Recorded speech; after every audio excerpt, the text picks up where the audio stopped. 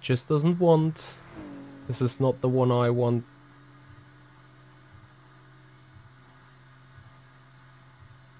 Ah, this is rather interesting. Like, I don't know why this is not working at all.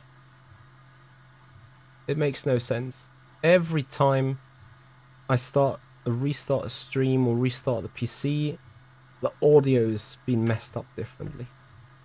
So I need to fix this somehow at some point. Anyway, there is more issues to that. Because for whatever reason, again, edit profile, my profile has again been picked wrong. So where is Ferrari profile? I just wanted this one. Load. Profile manager. Edit. Add current car. Grade. Maybe it's fixed now.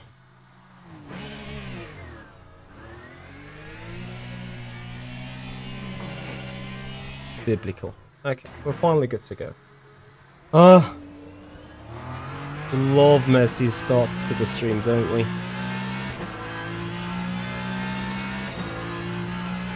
Yeah, I'm sorry for that messy start. Well, here we go. Finally, right? It's just probably that... Yeah, this microphone is now picking up shifts. While the Nvidia one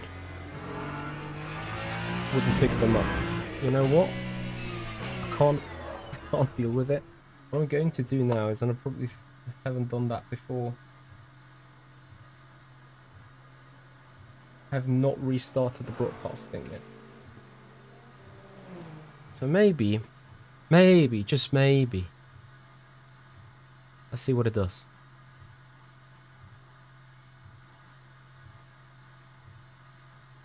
Hello there. Why did you not work before? You still hear the clicky boys. Anyway, that's fixed now. Richie is finally happy. I really hate it when my stuff's not working, right? Who's the same? Hands up.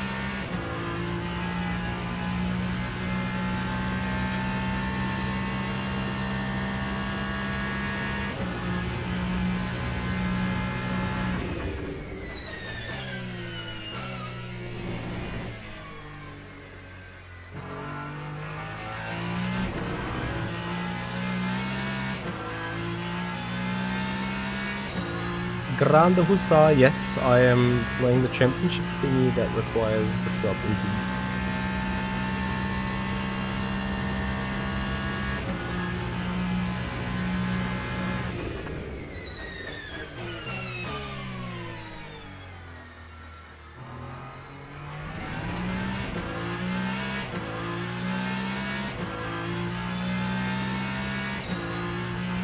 So we have a Porsche in the lead, right? 43.7.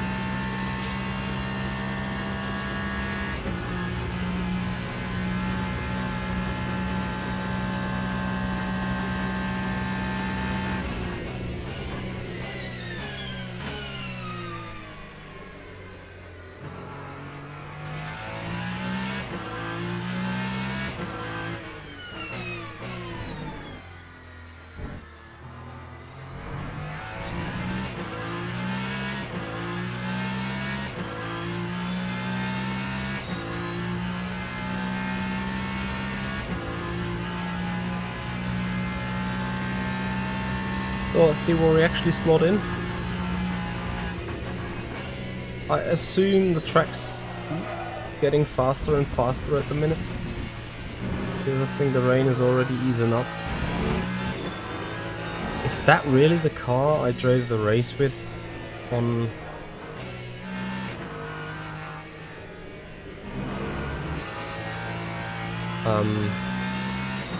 Thursday? It feels fundamentally different.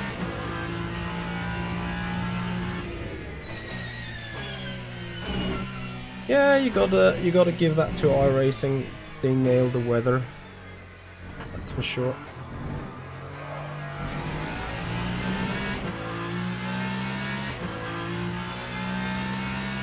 Hey Calypso, good evening to you as well. Thank you for joining.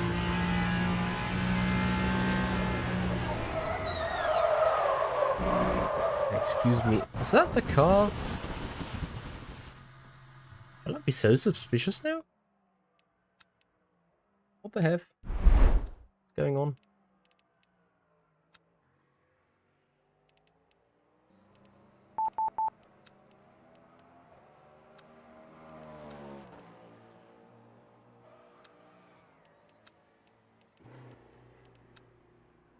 What the F is going on? It is the only setup available, really. Evo Tattoo, thank you for the follow. Thank you very much indeed. Yeah. Mm.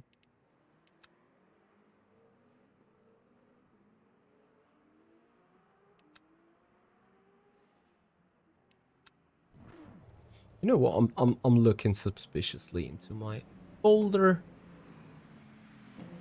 because I'm confused. Where is Google Drive? Elements, Engineering, LMU, Hypercar, then put 24th. This one we're gonna copy and pasta it. I remember I was changing a lot of stuff in the car, I think. Refresh, there is it. Assign, compare, let's see what's actually different. Nothing is different here. Nothing's different there. Nope. Actually, nothing. They're completely identical. So that is a setup that I ran.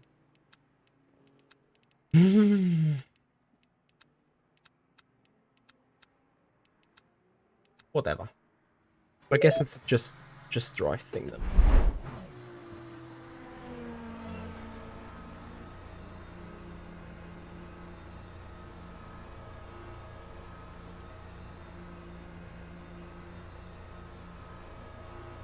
Nope. I think no one knows. Have they mentioned it when it's coming? Unless they did not. I have no idea when it's coming.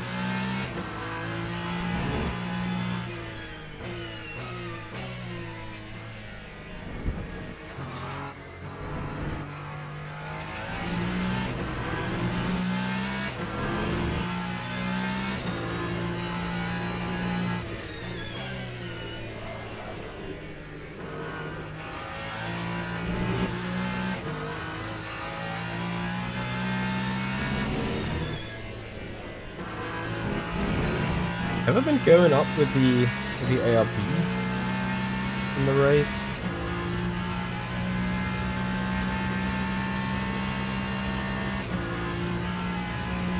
I do enjoy Le Mans Ultimate very much, yeah.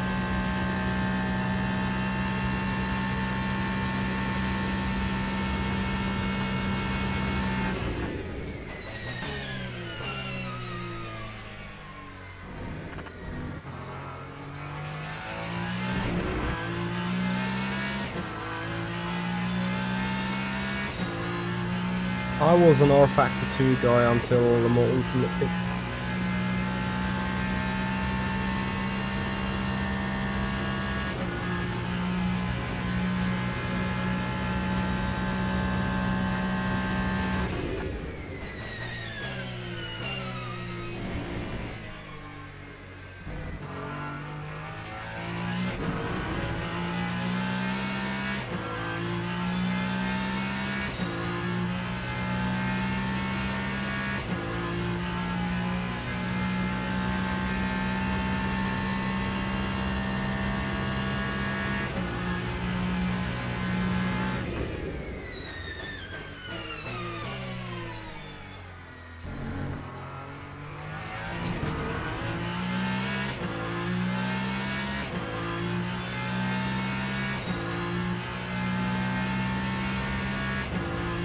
Perhaps, I guess, from a marketing POV, going in line with the World Endurance Championship is probably a smart thing that they are likely going to do.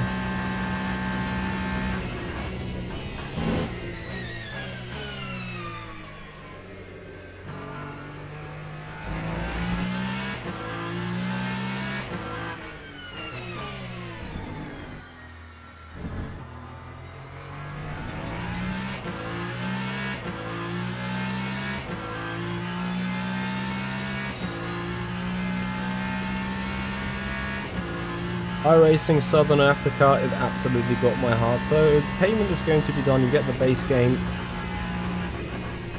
with a couple of free contents, such as a couple of hypercars, LMPs, two GT3s, I think, or one. A BMW M4, I think, is the free GT3, and all GTs. That is the base game, and then additionally, get more liveries and 2024 hypercars, I think, with the season pass. Or if you decide to go with a subscription, then you get all the free, you get all DLC included. If you go for the big subscription, if you go for the small subscription, you don't. And a big subscription is basically €7 a month, including all DLC, access to online championships and so on. So there is a subscription model, as well as there is no subscription required at all at the same time. It is a very much hybrid pricing system, I think. This doesn't really work at all. But we just need to get down to driving this car in the wet.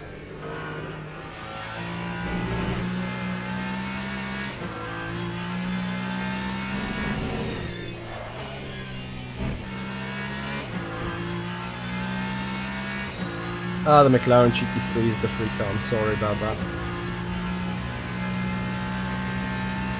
Is that really purple? Why is that even purple? Am I on the wet? I am on the wet. Track is wet indeed.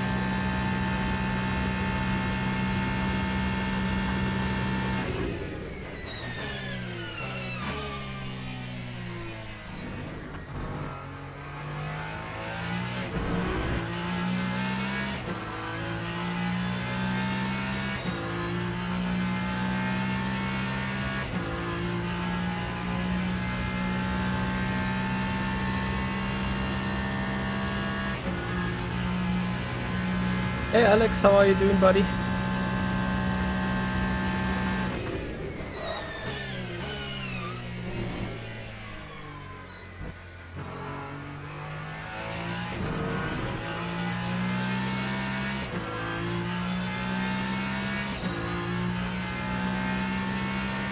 Okay, I only put purple by 8 thousandths of a second, so I probably shouldn't over-dramatic this. Probably the second sector won't be purple anymore. Unlucky, still purple. But then it's against the time of Tahameli, which is 2 seconds slower anyway. What was the lap time before? 43.7 by the guys that just left. I think that would be the margin to beat here.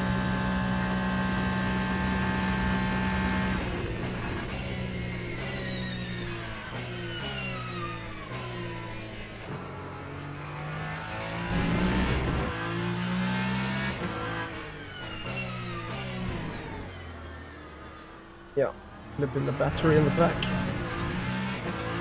Round.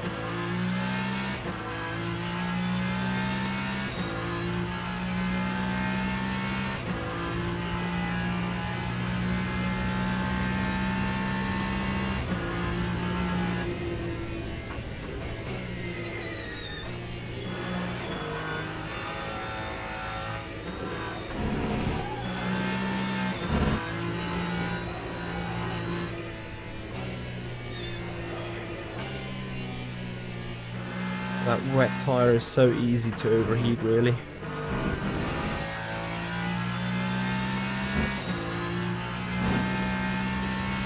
see what the lap time is.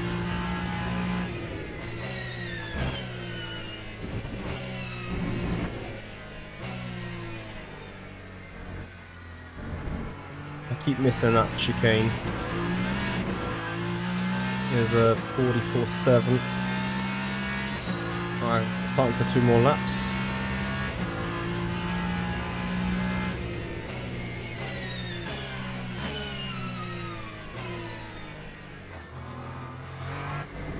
Obviously not seeing what this car was about to do.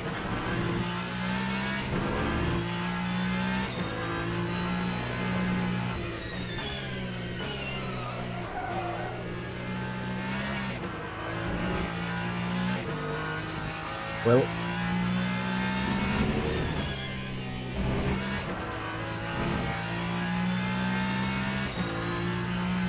so that is 210 easily.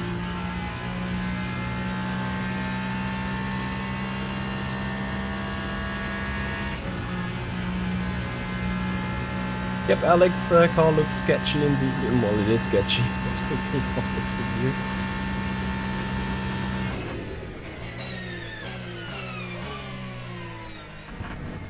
In fact, even so sketchy.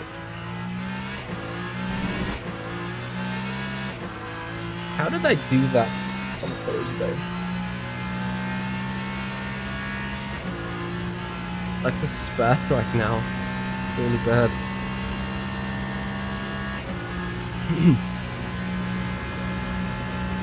It's a Gomez Sim Industry Hyper P1.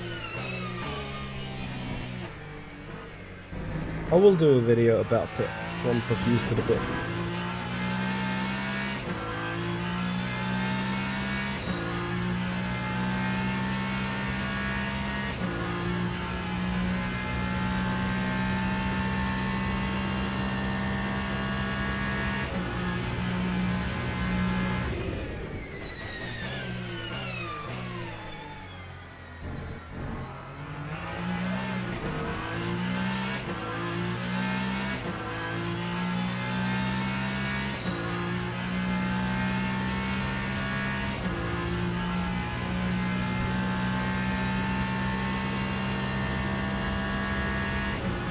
You will be entertained for sure. I'm pretty convinced of that.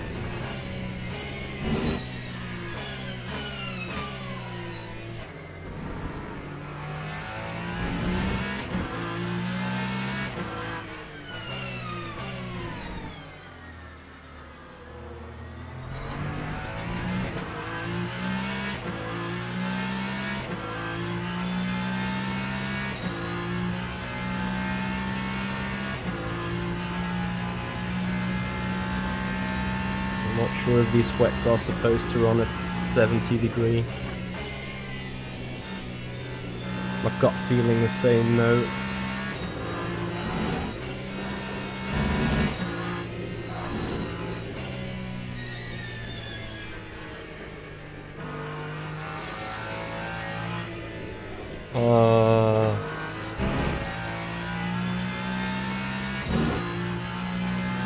So 43.7, 1 second. Can we get this?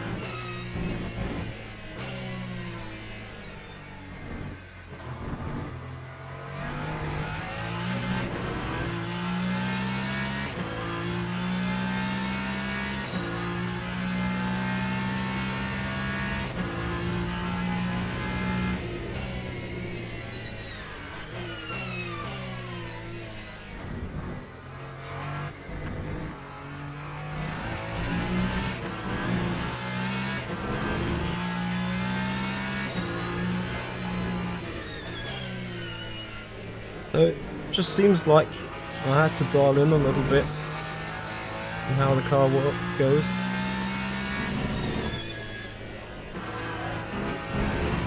Let's just start getting comfy with it, it's fine.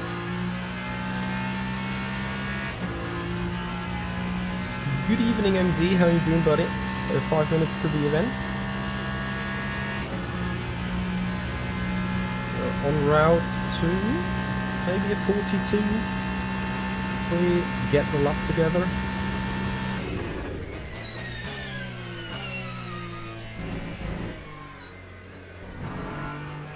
Look at us. Doing this much better than before. Jips242, thank you very much for your follow on the Twitch channel. Welcome. Appreciate your time. Appreciate you joining. Guys, on the YouTube channel, we're just 5 more subscribers away from hitting 11.9k, which then will start the countdown to hit 12k of subscribers in the near future. So if you guys fancy, if you love the content, if you appreciate what we're doing here, please have a follow on Twitch, subscribers on the YouTube channel.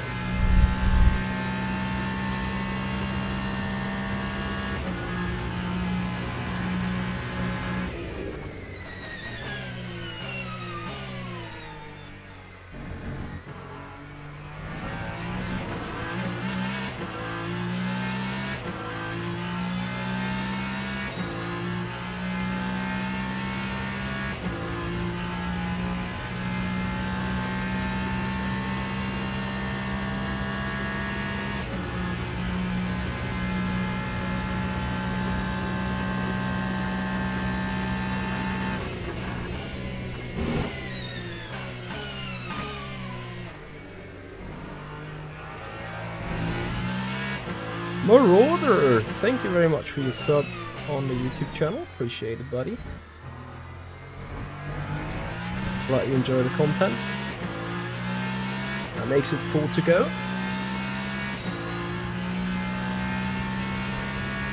We're coming in 1.3 faster.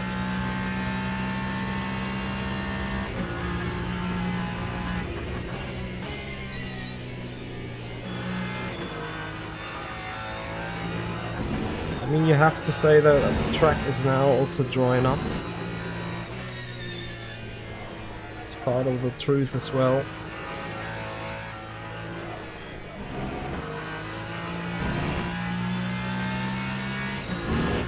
Still though, it's a blistering lap so far.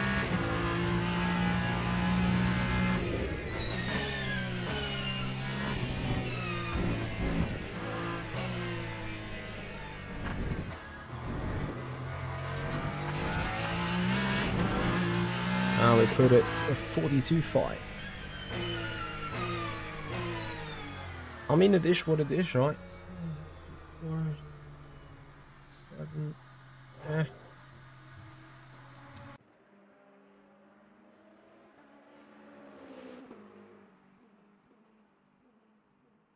Oh no, MD, you would not be happy with me dropping that, because everyone would be in disbelief.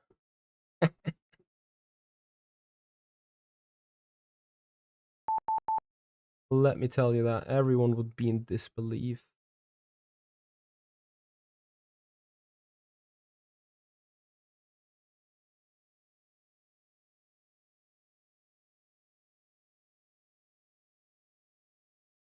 So, oh no, we've been handed in at being first.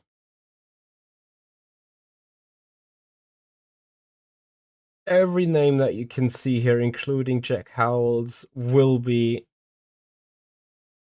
extremely quick.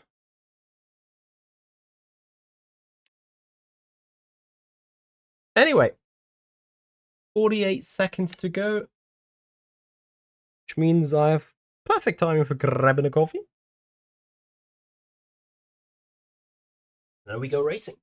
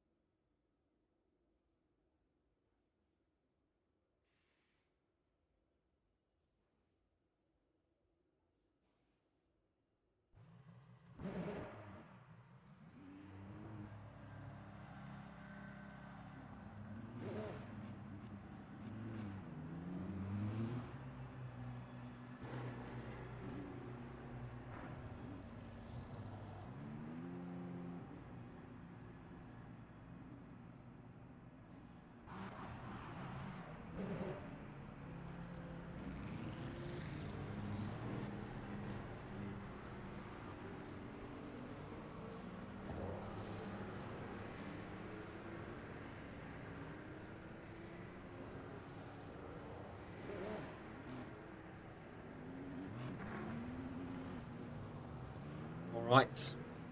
Coffee.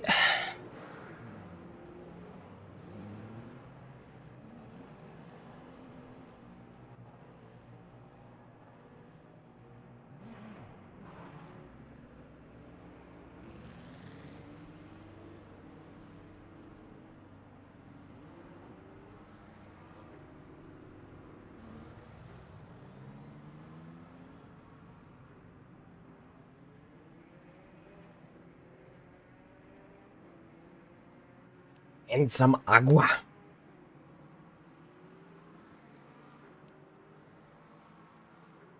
Filippo, thank you so much. Enjoy the race too.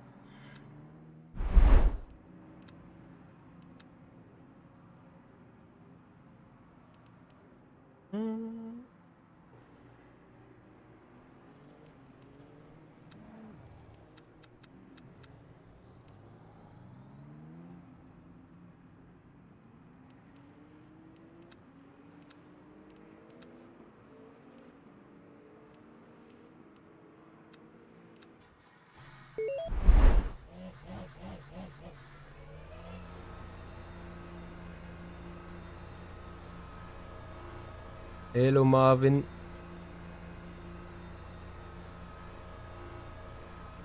So here we go.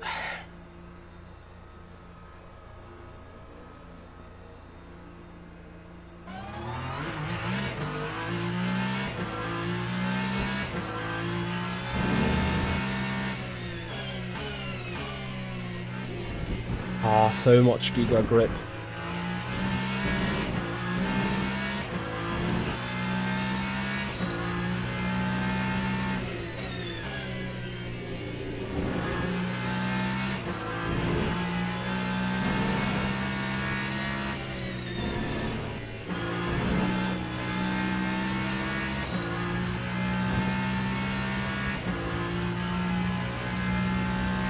Actually, we'll get one full lap in. I'm going to do is I'm going for a test.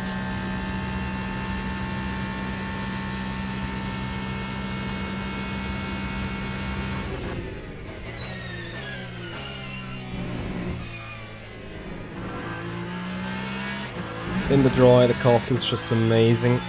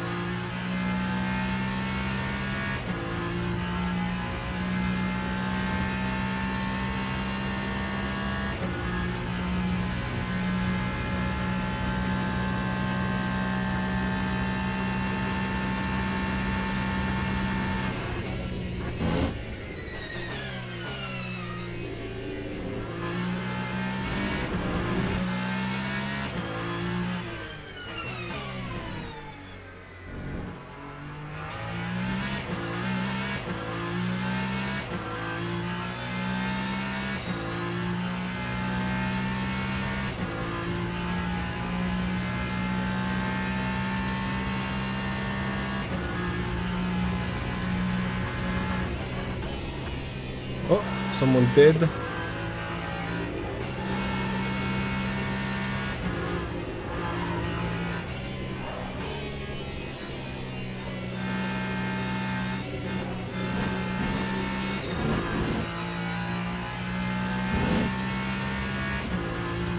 Yeah, we'll get one shot, which is great.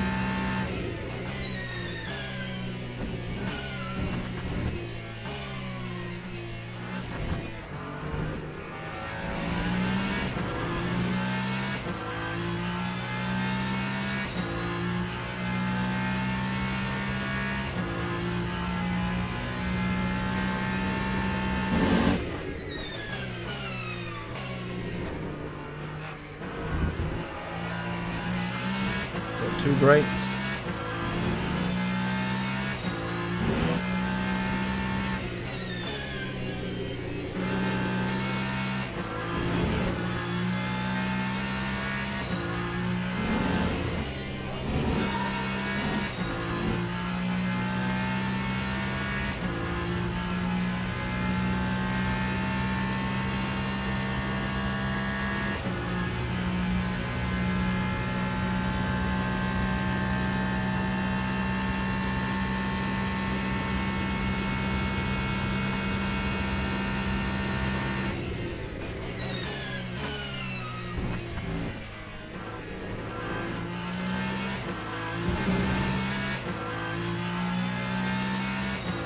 I wasted battery on the outlet because I wanted to run in a battery mode where I can measure the exact fuel requirements, so the exact ratio. So for that reason it's fine to run empty on the battery now.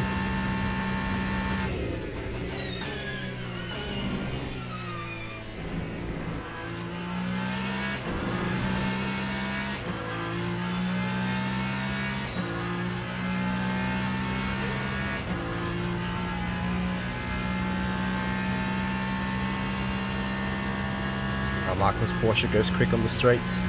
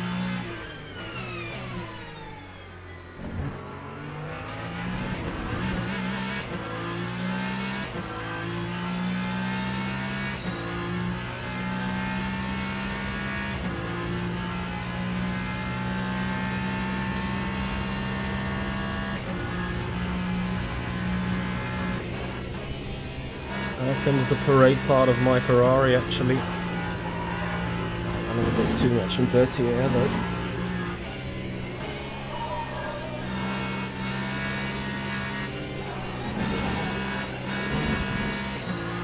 Oh. As much as that Porsche is running fast on the straight,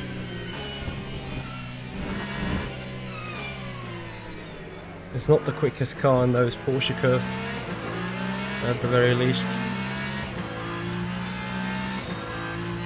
So, 7.81 divided by 8.54. Ooh.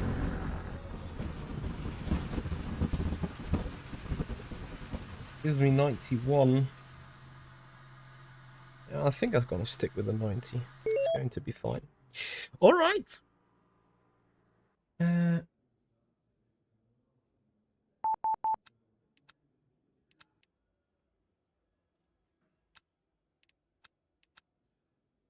It is a 15-minute qualifying,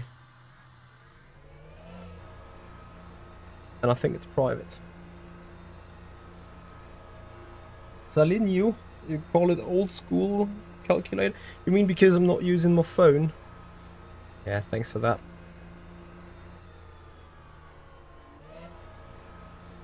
Green, green, green.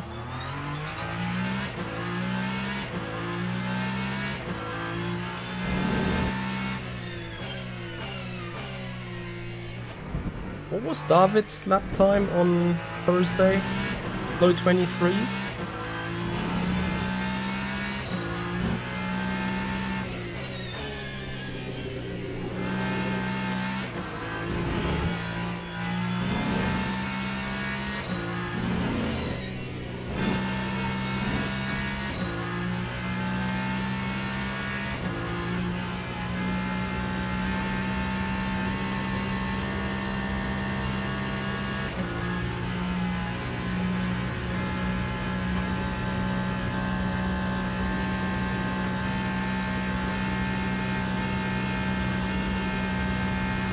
Hey Espla Honda, how are you doing?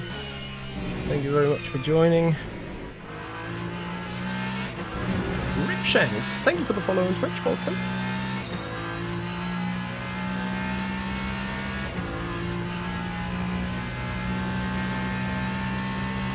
$323,498. Let's see if I have that in the Ferrari.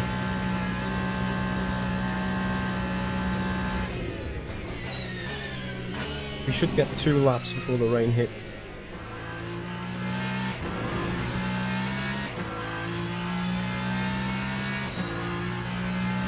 Yeah, I remember. Well, I think you asked about the Texas Instruments model, right?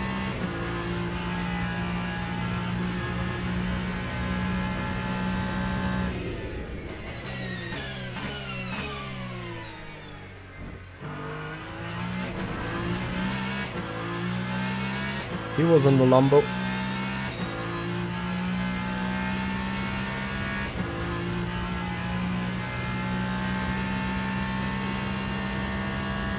Yeah, I'm not sure if that 22.3... From when is it? From when? Because it might actually be that this 22.3 is from a time before many patches. I have to take the Ferrari since I signed up with the Ferrari for this championship. So I had no other choice now. Which for Le Mans, the Ferrari isn't the worst car to pick. That was a week ago. Copy. Yeah, but you know, it might be running on a different track temperature, might be running on a different rubber layer. I don't know, what does it say here? Hybrid. Could be higher saturated. Either way, I'm not, like... It is one thing putting a 22.3 in practice after multiple attempts, and a completely another when you only have like a lap or 2. So I think...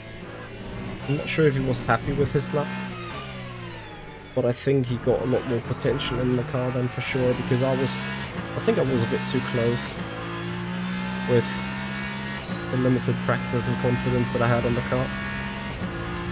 Saturated is better than heavy, yes.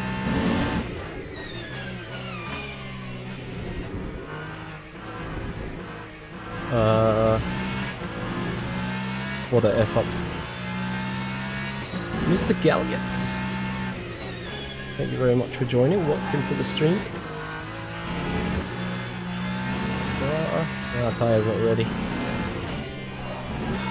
The tire is not entirely ready. So we're locking 30 thousandths to Aurelian Brew in the first sector.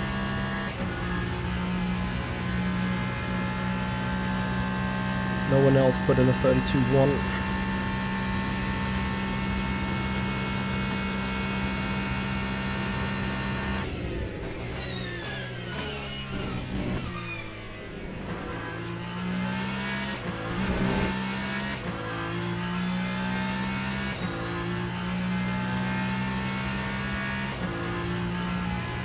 The Ferrari sponsorship when?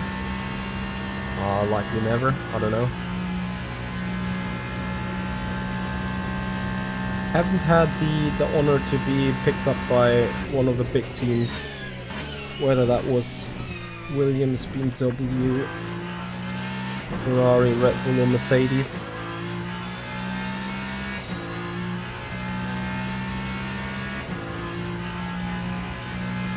Let's see. Let me even get the poll with the Ferrari, and we can speak about Ferrari sponsorship. And also, I think the ambassadorship is already taken by Mr. Fabio, who's doing an amazing job representing the Ferrari brand, actually.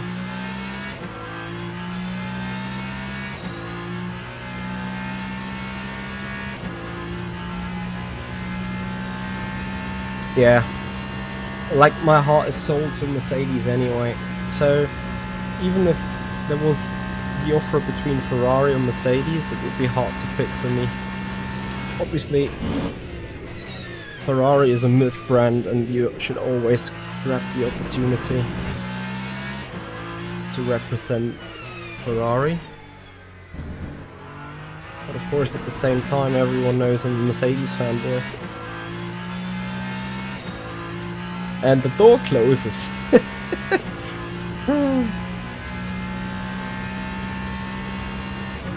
So, no good middle sector, I guess. Can we fix this in the... Oh, the rain is already starting. So this is maybe single shot only.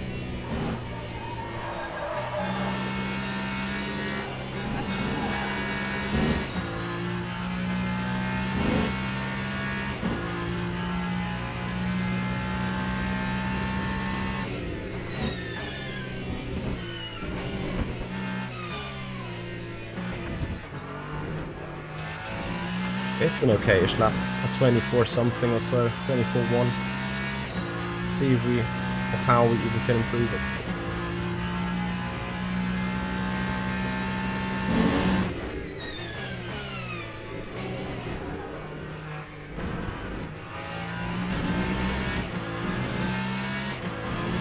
And that was still a shit sector 1.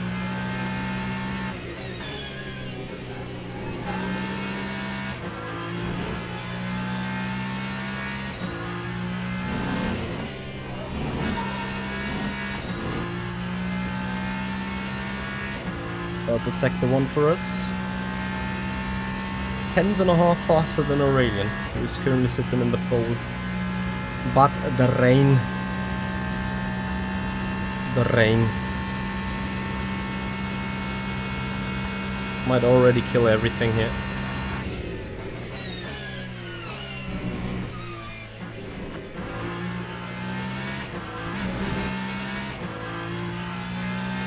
Still not happy with this corner.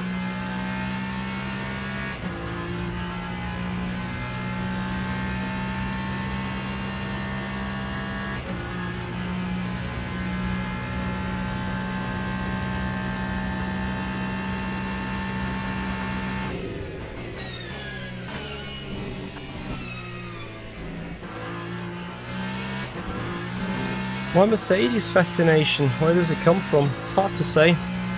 Schumacher at Mercedes surely gave it the last kick, but I've been born into a family that drove a lot of Mercedeses. So my dad was a Mercedes driver.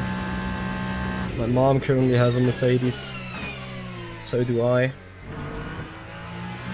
It's just my favorite brand, really.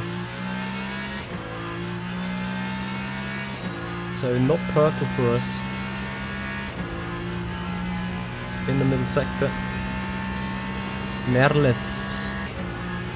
2/10 quicker, but lost. Lost exactly that time in the first one. Let's see. This is decisive.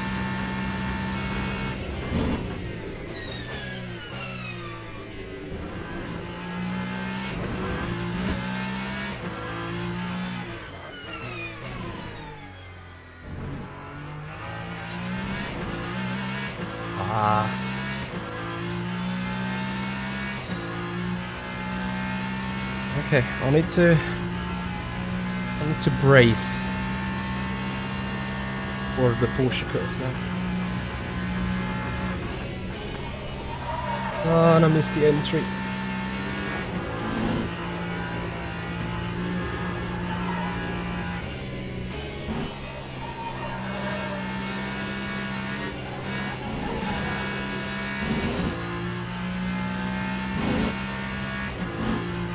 Can we do it?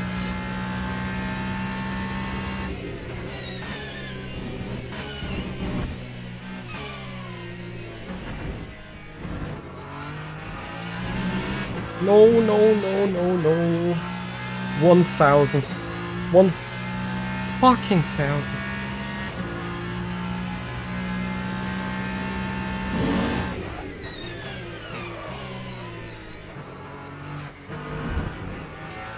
How worse you want to start your S1 me here?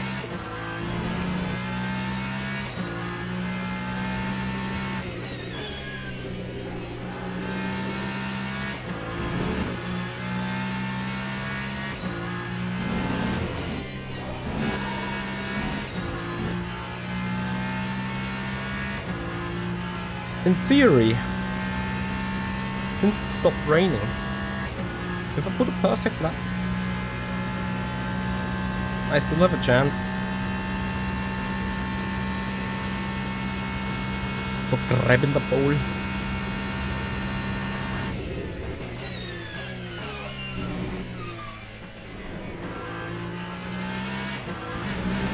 I'll tell you what, I think my tires are giving up a bit. Wear-wise they're still fine, they're slightly on the overheating side.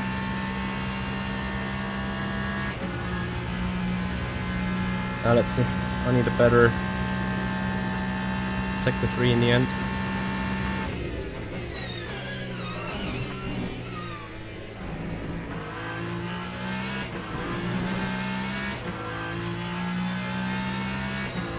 Yeah, but I'm carrying those 2/10 disadvantage from Sector 1.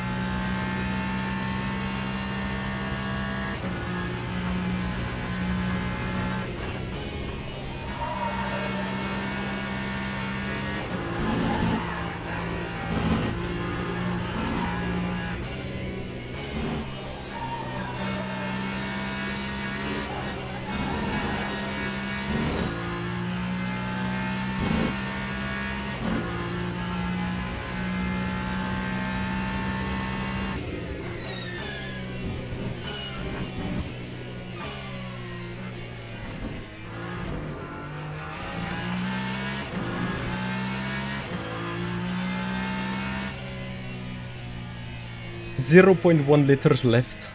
Perfect battery management. Can they do something?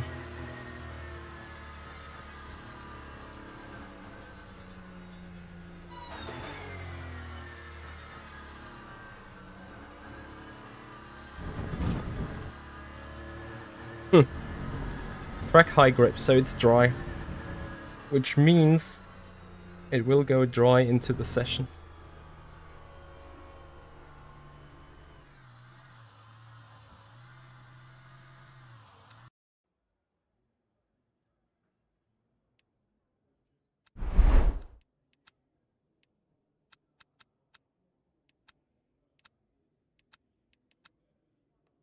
I know a couple of guys are still on course or are going to still go to their fastest lap in this moment. What I'm going to do... yes, 8, 7, 6, oh let's go. I'm taking a high fuel one. So the rain has started again.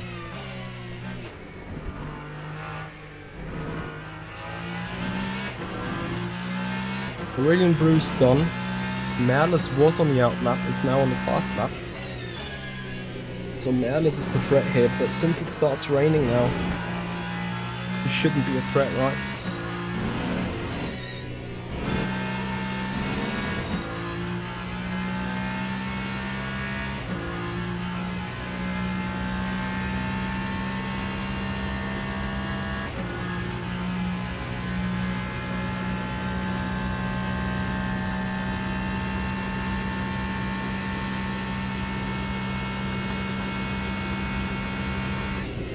James, it's fine that you ask.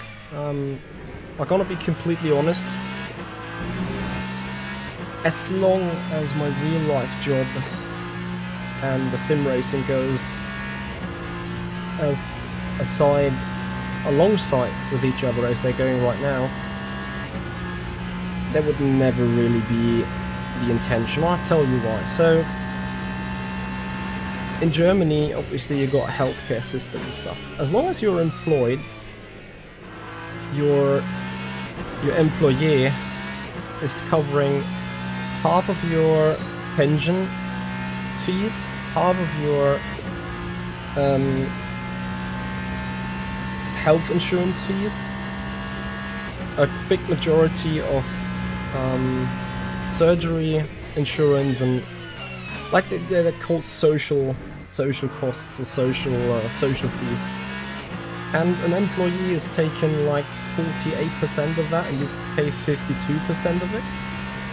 As soon as I start doing this full time and quit my other job, I have to pay that all myself. So if I would be earning like, let's say, 3,000 euros gross, I would need to earn 5,000 euros gross on sim racing alone to have the same net, roughly.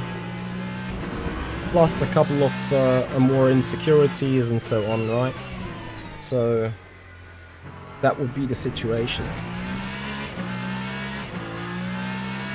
We do have public healthcare, MD. We do have. But as you're earning money, you need to obviously pay for it. So Nahles has put a purple middle sector. Not sure what happened to his first. Oh, he didn't do it.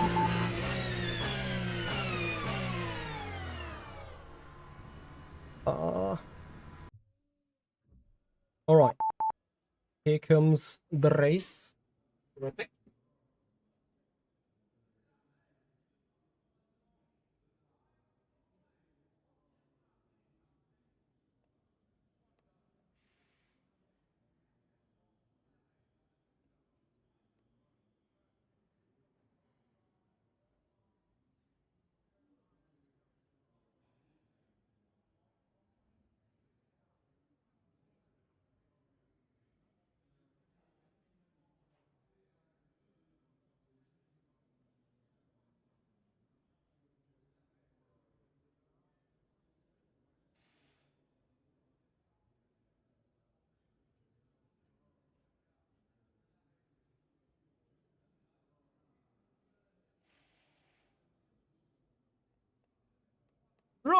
I'm gonna put wets because is it raining?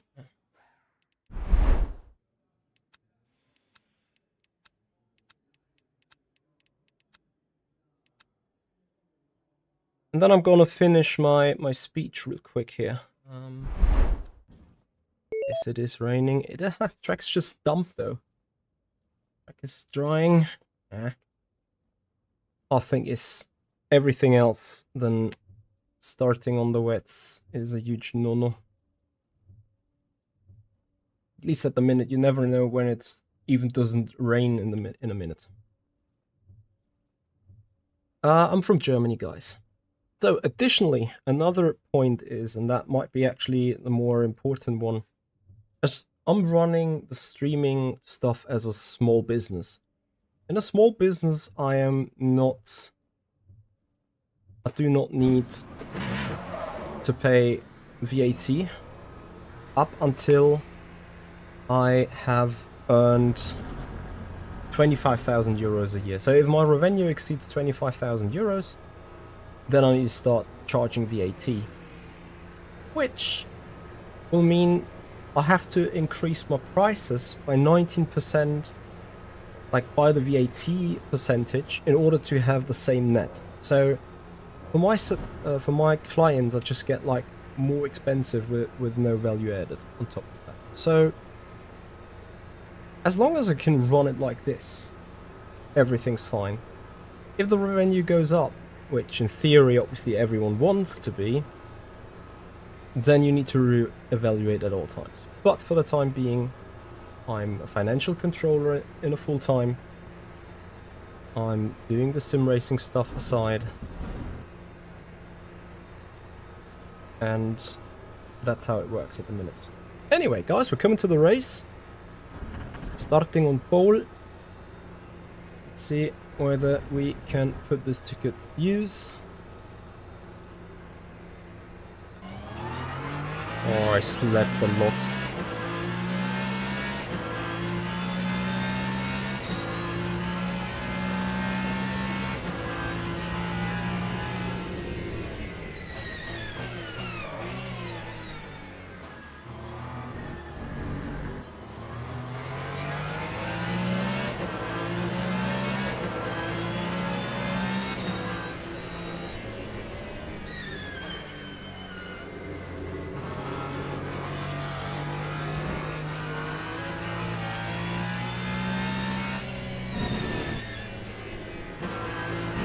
Yeah, these tires overheat straight away.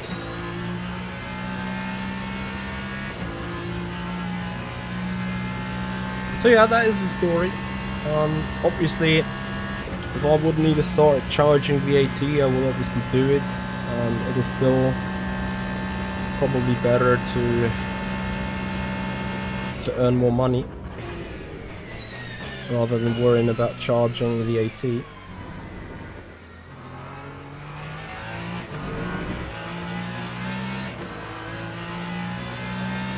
I invest between 2 to 4 hours a day on average into sim racing.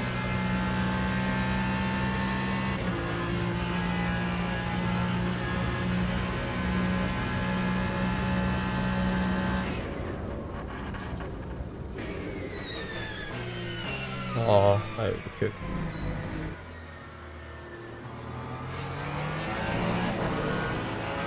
Let them go for it.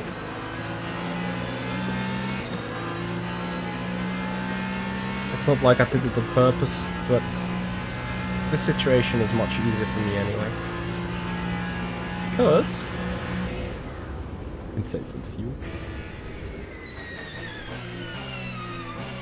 And usually I should have the pace for the guys not running away from me. Let's see.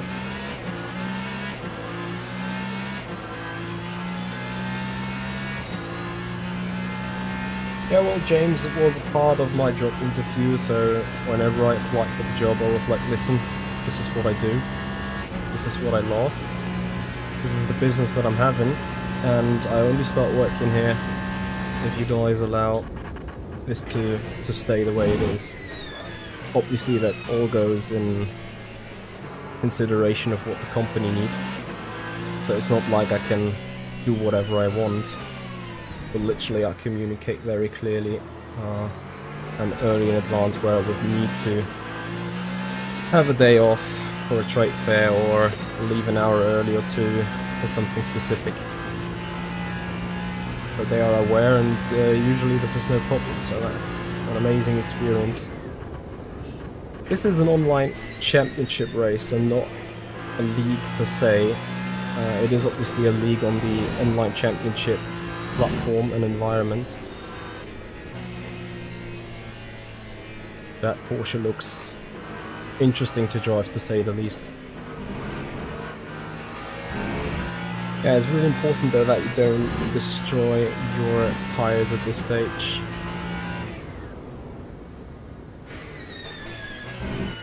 I think that caddy is running a bit more wing, and I'm just really saving the fuel until now. I need to get by here.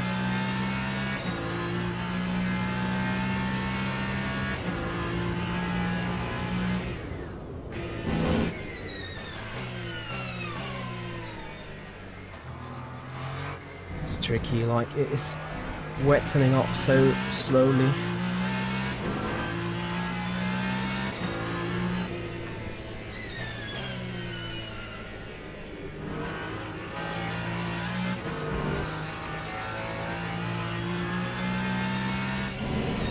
Now there comes the spray.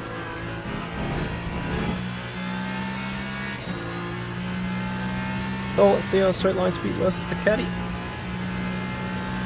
Yeah, everyone is on the wets, right? And wets are the right choice.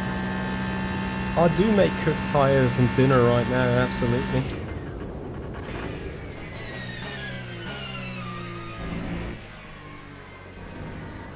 So obviously Aurelian now has the best vision, the best view. So I need to try making that work.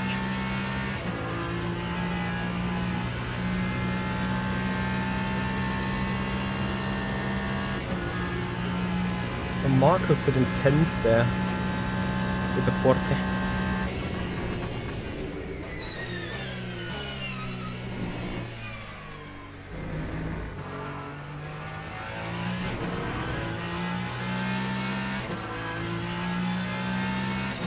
Thank you, James. Appreciate it.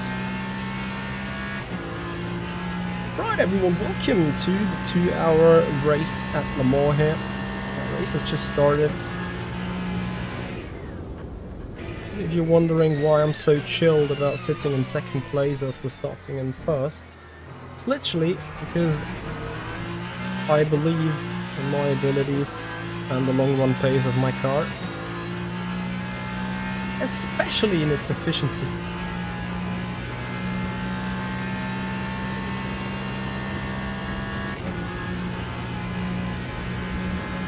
And you never know how long the race is gonna stay, the rain is gonna stay.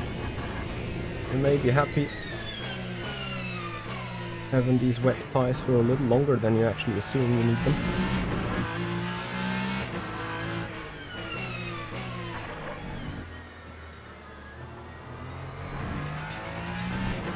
Actually, with dry tires doesn't necessarily need to work with the wets, right?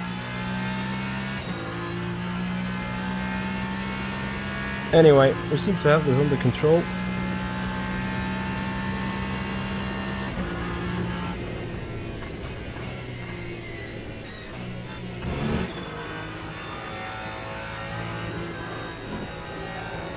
The more we keep these tires in check, the longer we can live from them, especially later on when the rain stops and it's getting drier again. The less overheated you have them before, the better they're gonna grip.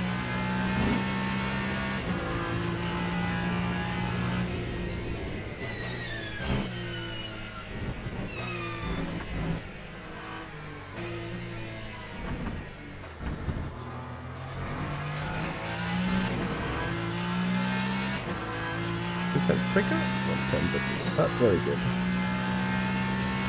Gosh, ich can't track.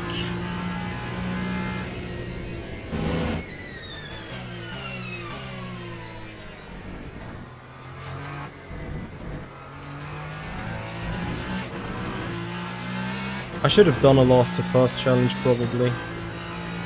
Would have been interesting for you guys to watch.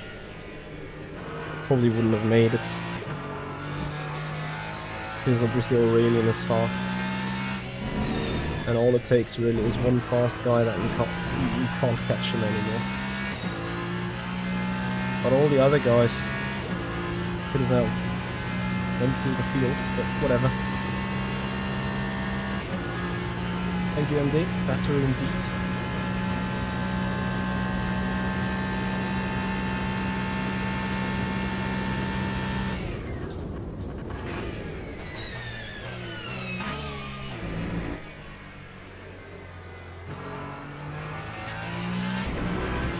Yeah, Jenkins is obviously all the things that we can program. So also when I'm flashing the lights, it will flash. You'll see that as soon as the traffic shenanigans are starting.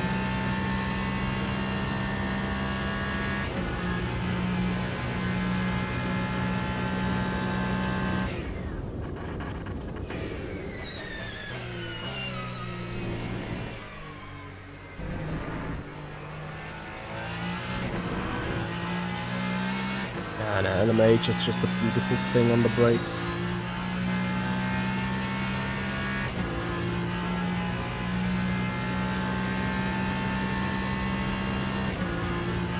I see Marbix is a bit on the move.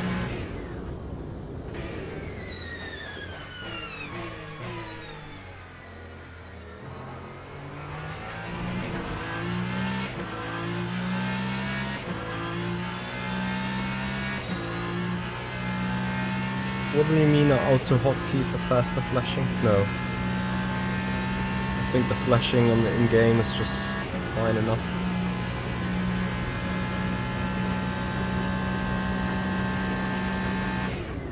It is a sim hub feature. That obviously works on the steering wheel, which you need the ability for in the first place.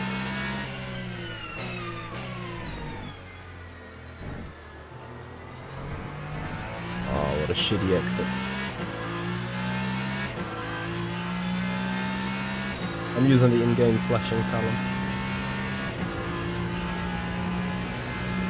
Paul, what is it? And Dos Capane, thank you very much for your follows on the Twitch channel. Appreciate it, everyone.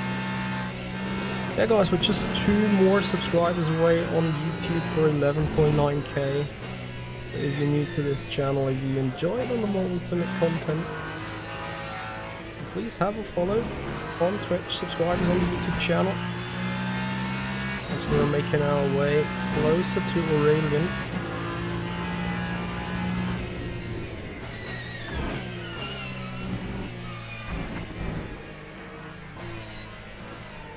Oh shit.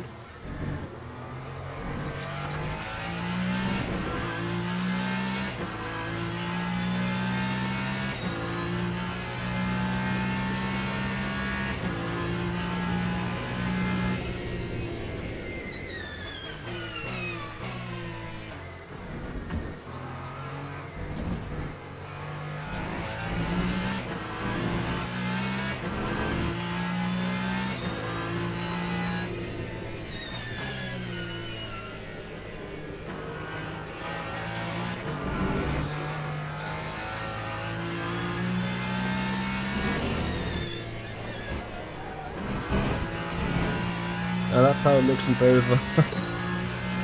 Violating the track limits, but we're sitting in the draft, so let's be go.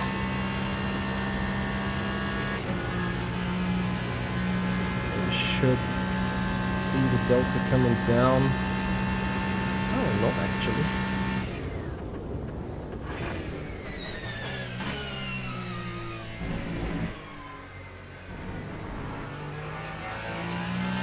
This time though, I see LMDH acceleration is giga.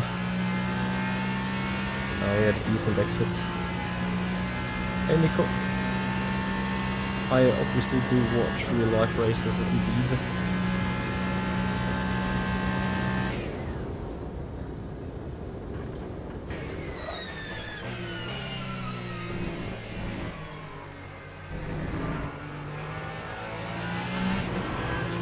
It's not that my car is faster, I think I'm just picking the better lines.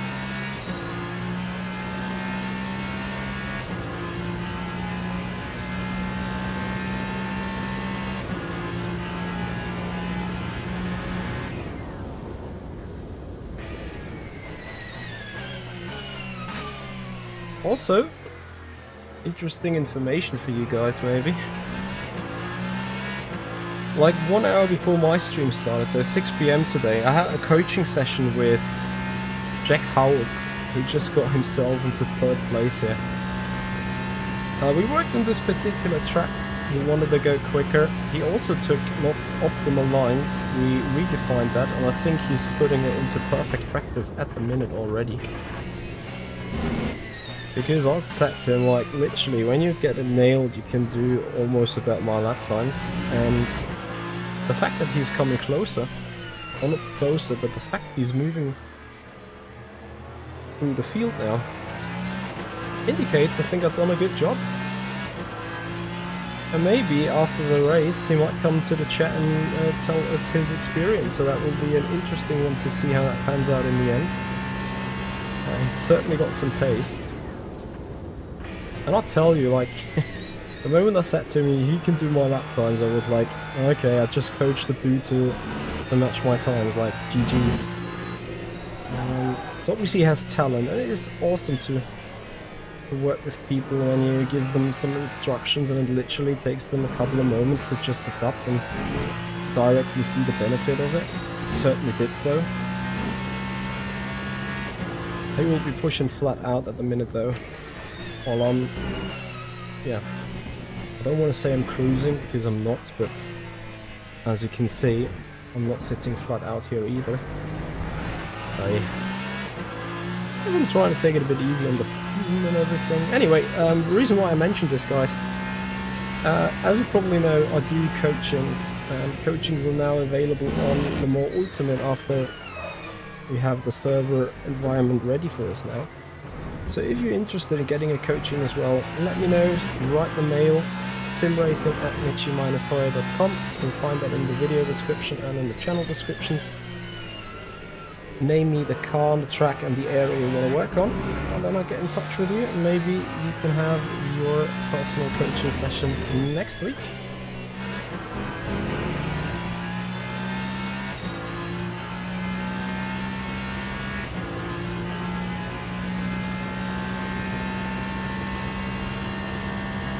You also might learn stuff that is sometimes better to sit in second place rather than sitting in the front.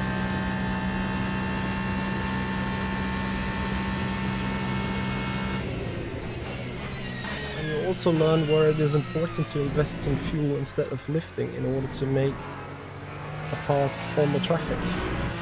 I can also learn those things on our tutorials that are available to you on our YouTube channel. So if you're interested in that, please have a follow on Twitch, subscribe us on the YouTube channel, and check out the available information for that. So, coming back to the race, we're still having drizzle apparently.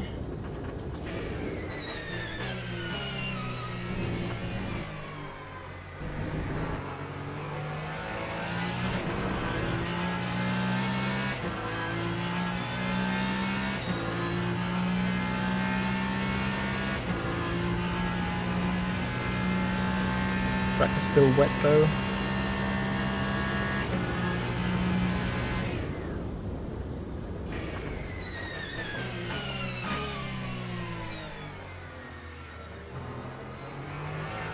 Yeah, this time I cooked my own braking.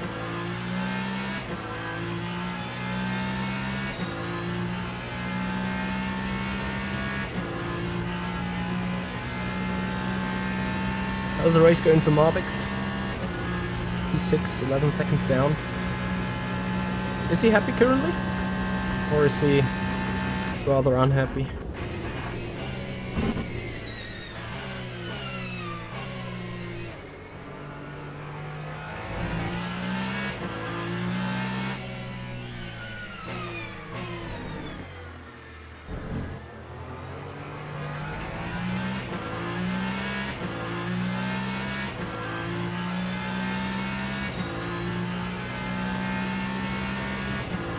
Yeah, Palom, I know, but I just flicked the switch up and down. I had like a like, you know, a toggle switch on the button box for the headlights. I still have. I was just pushing that up and down to get the flash.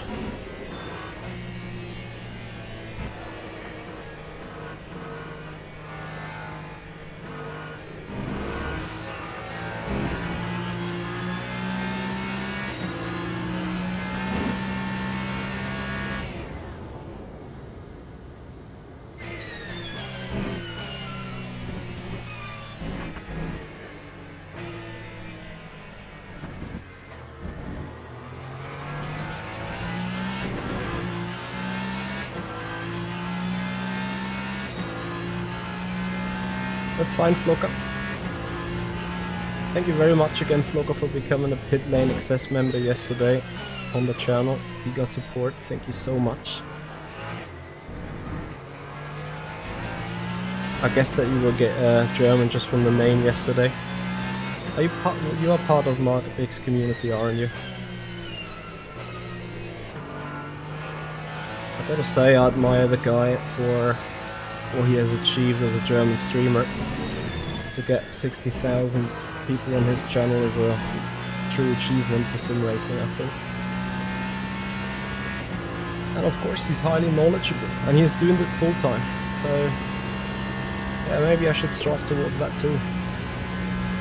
Altaman, thank you so much, I appreciate the good luck wishes, thank you for joining as well. Appreciate your time. So Aurelian could do a lot faster as well. He is saving a lot of fuel too. I believe that I'm saving more.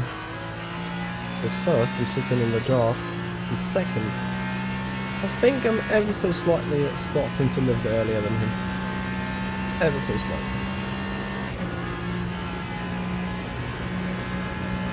So, still drizzling.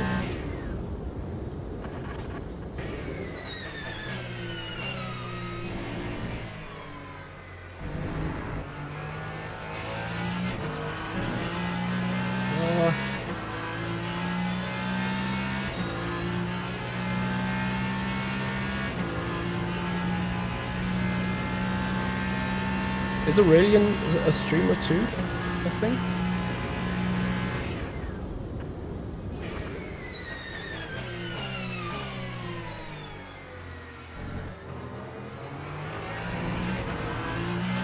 Maybe at some point we're gonna try an on-track maneuver.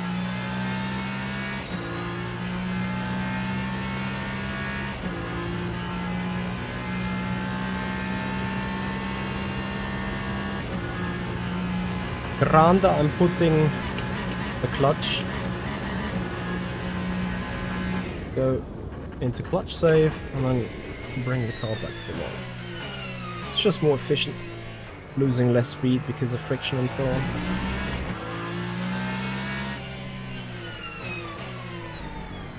That's going to be nasty. One of us, if not both of us, are going to struggle with that GT3 now. Into the Porsches. I think I might be the lucky boy dealing with it alone. No, we're both going to deal with it. So, fuel saving, fuel saving, fuel saving.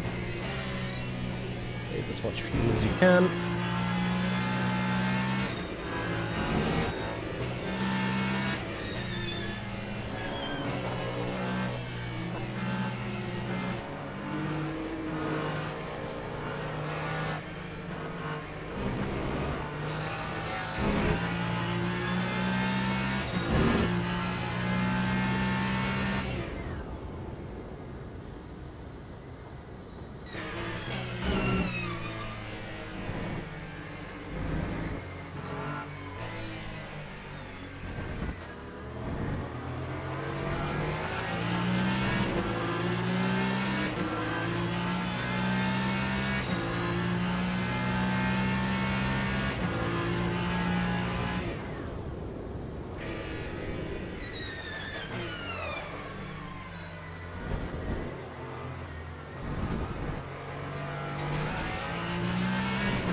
Still drizzling.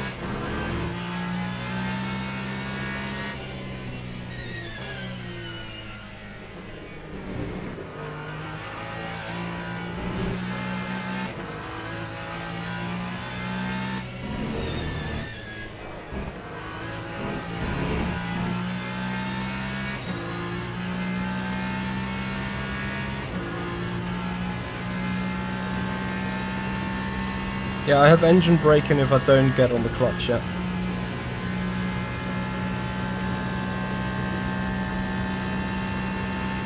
We're now getting to hit more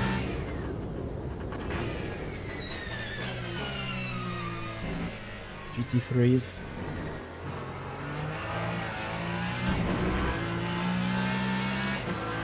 It's not like we're chilling, right? It is still maximum push within our limits.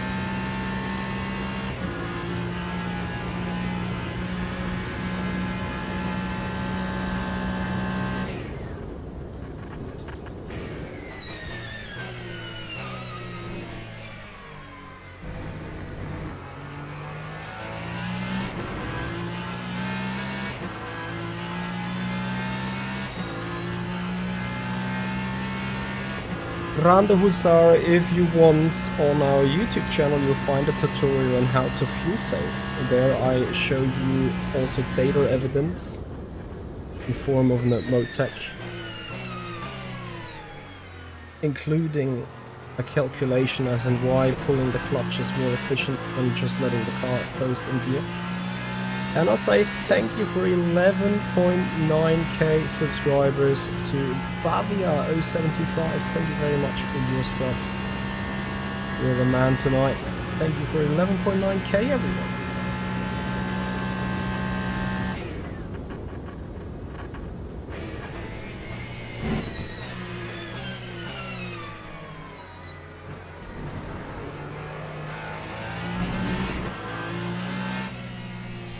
Can't see shit.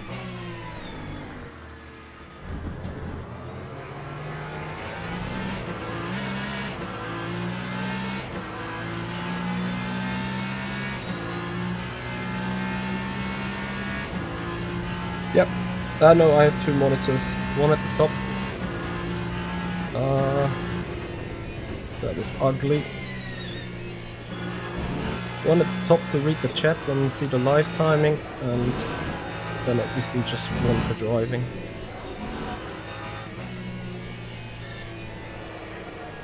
So Aurelian may now have the chance to run away from me. Oh, not with that mistake.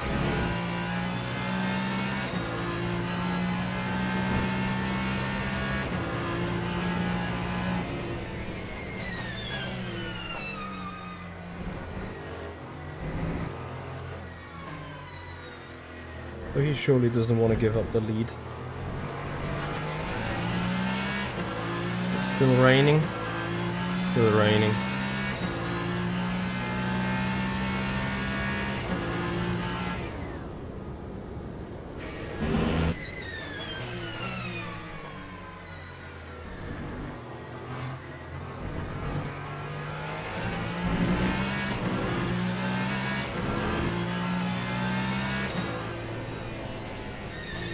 I think the caddy is running into its natural issue. I am aware.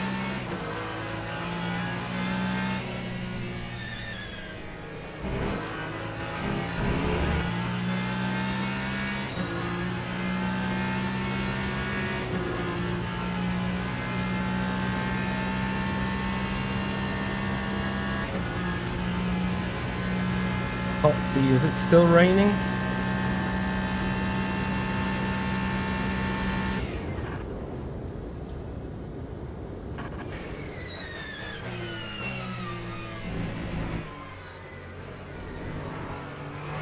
Now we might get a chance for a move. If not for that acceleration, let's see.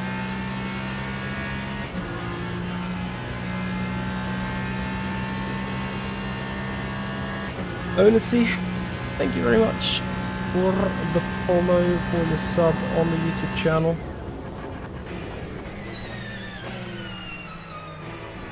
He reacts with the braking on me. Not saying he moved on the braking, but he was coming back onto the throttle despite lifting already, trying to deny a pass. So he will go defensive here for this turn out.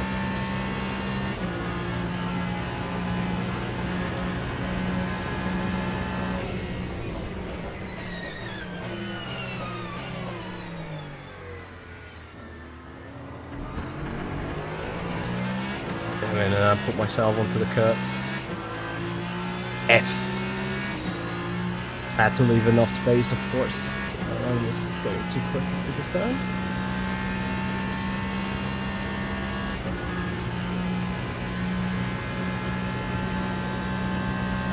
You guys are amazing. Thank you for all the kind words, everyone. Really appreciate this.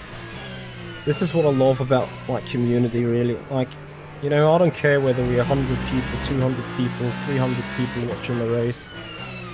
I love that we have positive vibes here and huge respect to everyone.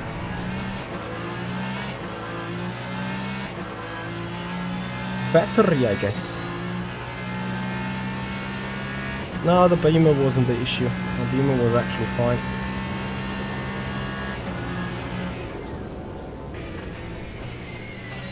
Is he running right? No, he gets the car slowed down in time. More traffic to spoil the party.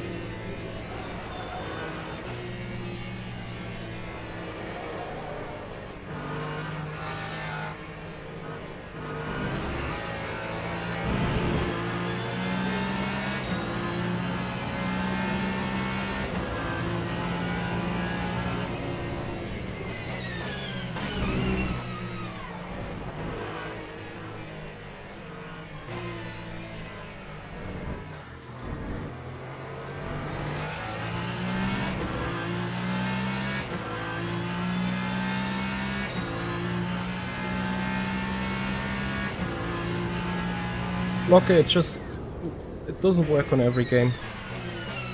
But the more Ultimate is one of it where it works. We can argue about whether it should work in the first place, and then I would probably agree with you that it should not. But this is why we're doing esport, right? So the rain is still falling.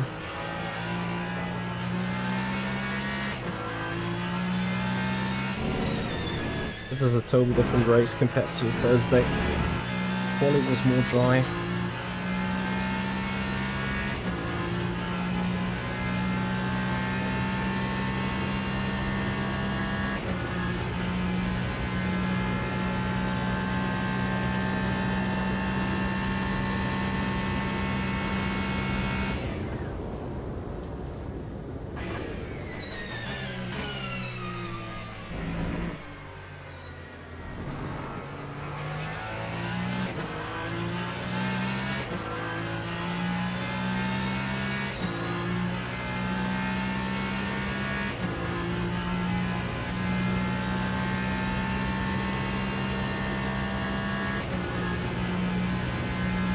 All the streamer. Well, Nikodem Wisniewski and Kuba Brzezinski had a stream going at some point. It was called Formula 77, I think. Formula 7? Can't remember.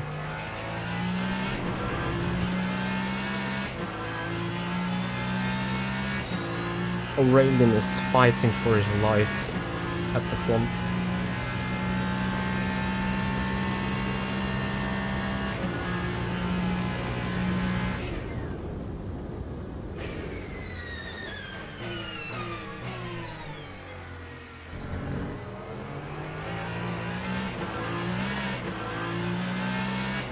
LMDH acceleration versus LMH is just stonks.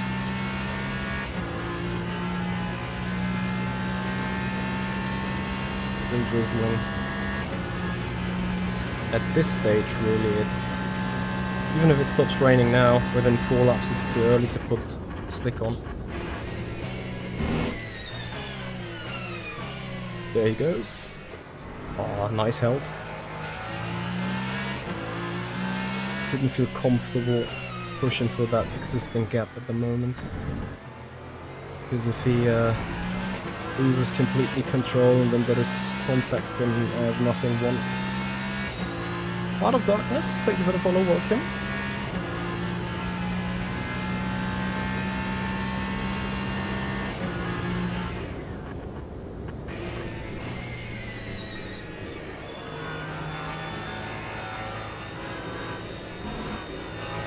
That's him into the wall.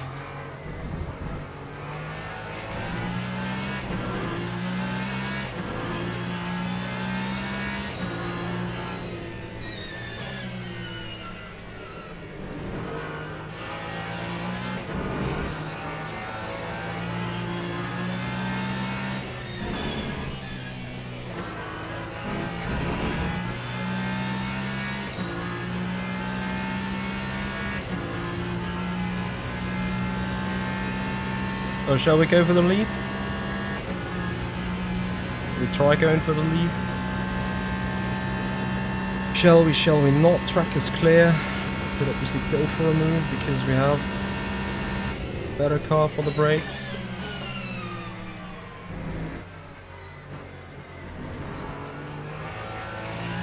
Oh, but I don't have the acceleration that I need out of low speed turns really.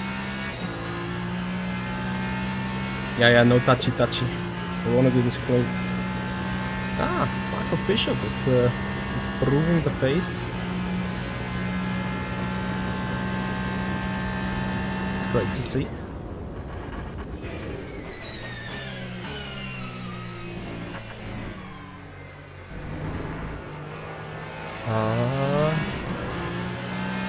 Not for this slide. ATC kicked in. ATC second there. Too aggressive, overlooking, still drizzling.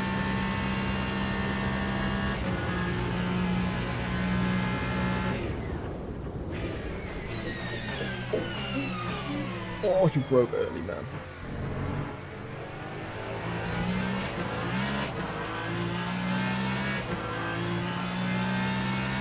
I think I still see rain, do I?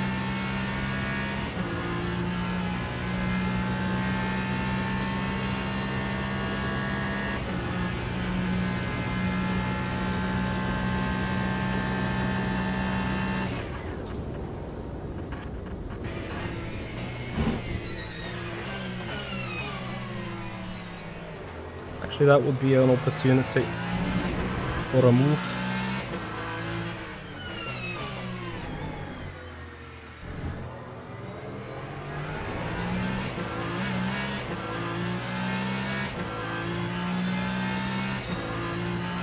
Yeah, I know. I'm more worried about the trickiness of the caddy, which is a reason why I don't like driving it.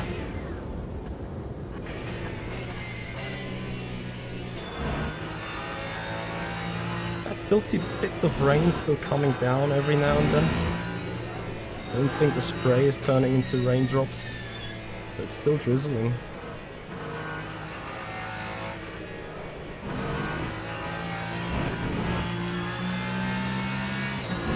The track is improving, it's slightly wet now.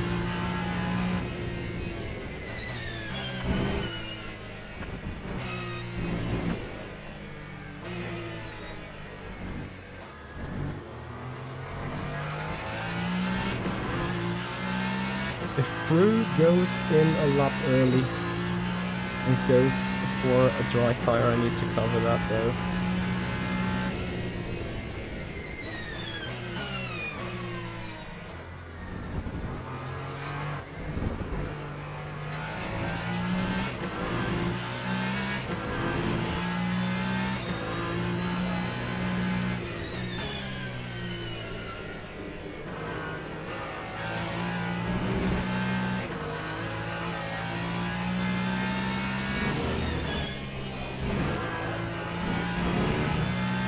That should be a track limit for him.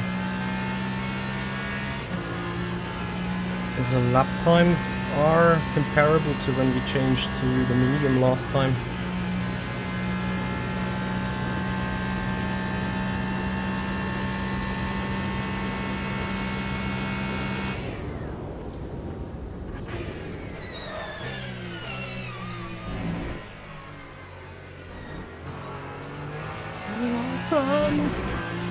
The car did turn nicely, I could have done the move. Mamad BSF, thank you for your follow, welcome to the stream.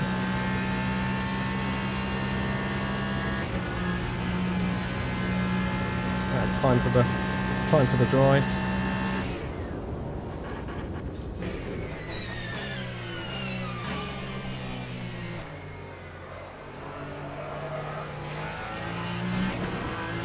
What I just did is what you should do. Like cooking them bias. Yeah, no more rain. And this, my friends, might be the make or break. Because the track is still saying slightly wet, so I assume it is too early to slick. As much as the medium the wet tire now slowly starts to overheat. But remember, yesterday I did, not yesterday, on Thursday I did 342s and then went opportunistic on the medium.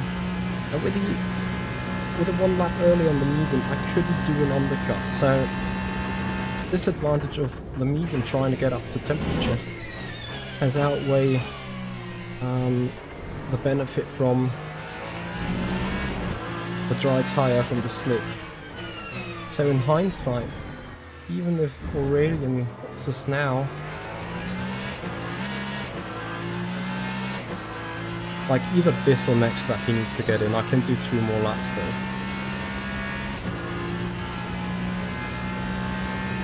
Lap times are getting faster now though.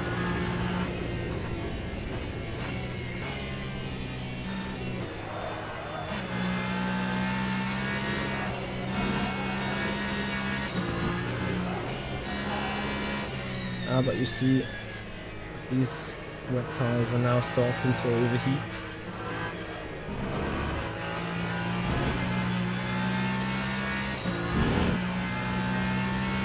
I think he's going in now. It's not interesting.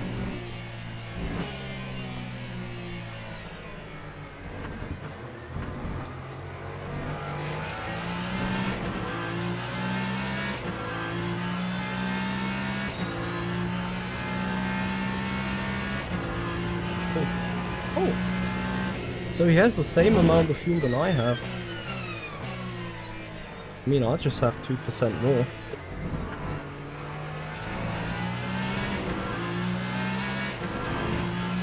Well, 2% is a lot, I guess.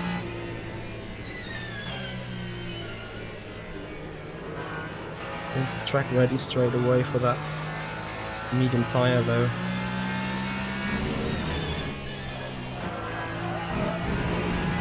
I assume so. I think I need the box as well.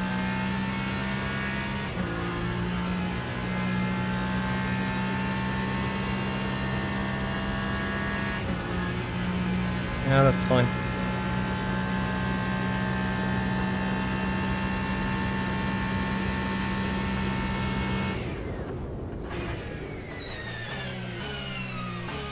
But if we can enter the pit right beside, right next to him, we should jump him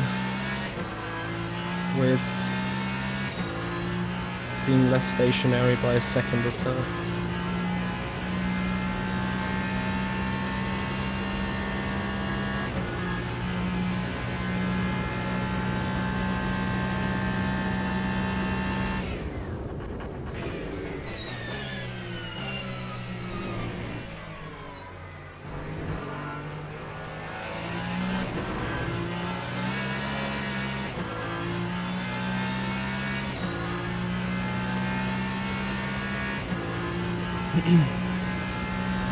Alpha string, maybe not the full race.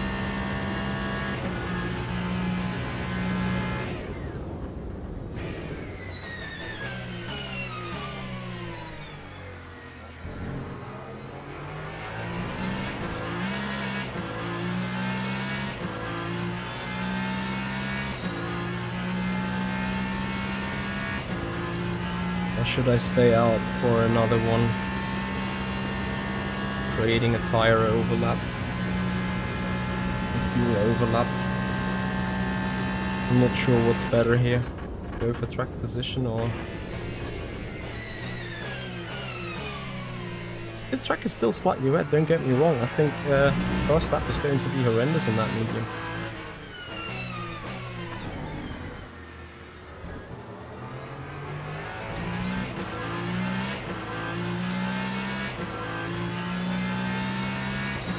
I'm gonna be opportunistic here. The chance that everyone is boxing this lap is much higher. So, apart from me getting turned around in the pit stop or someone else is running into my car there, causing an incident, I still go for one more push lap. Eat up these tires, then have a tire advantage for the rest of the race.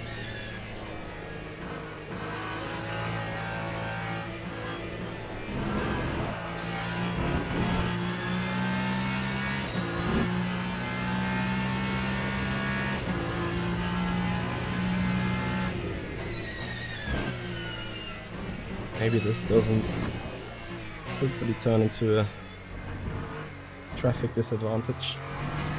Anyway, as long as the track is being considered slightly wet, which it is at this stage, I can find that cooling spot. It should be easy. Anyway, this is now more or less full push, because obviously I'm giving up the refueling advantage. So he will gain a second over me since he's still got 0.8 laps of fuel left. So what I need to do is make use of these wet tires.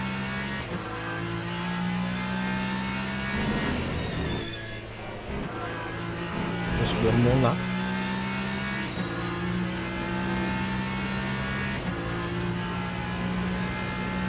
We're gonna cool them for another time.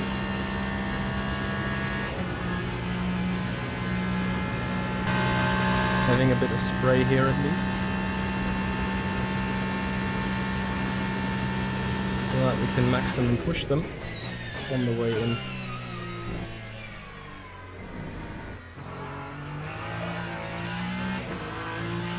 And then we can check. So everyone is on the medium now. So is Aurelian.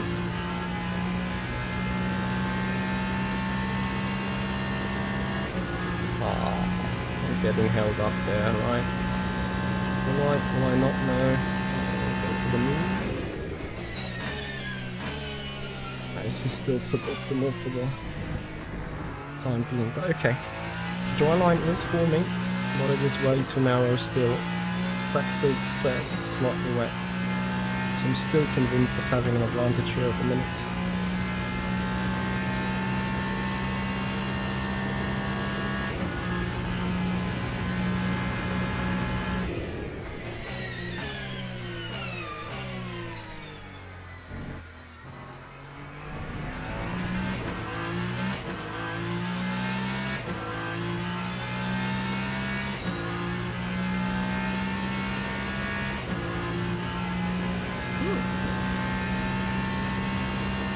Aurelian has some fight going on.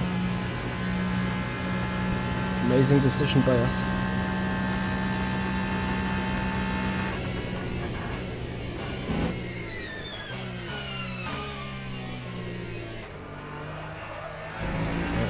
So now the wet's melting away.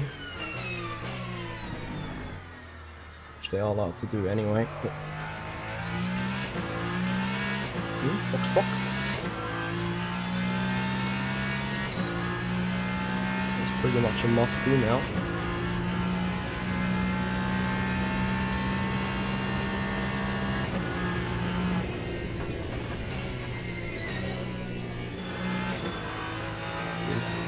You see it. We started strong on the lap, but now as the tires are melting away.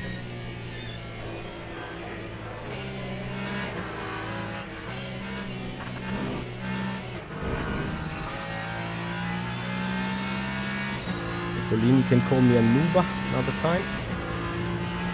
Alright, here we go, box. And I'm boxing myself as well. Beautiful over the curves. Box.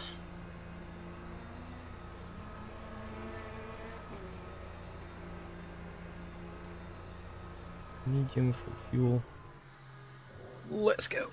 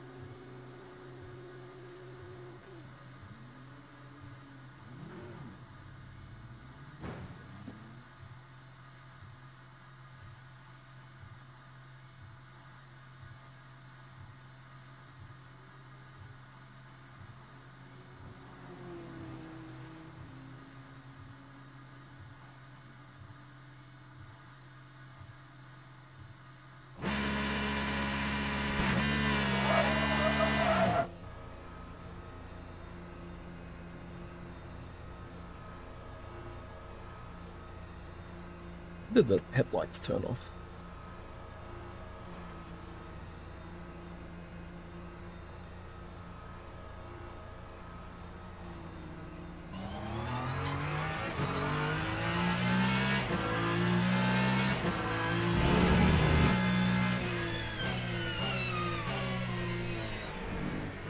Well, apparently I miscalculated, right?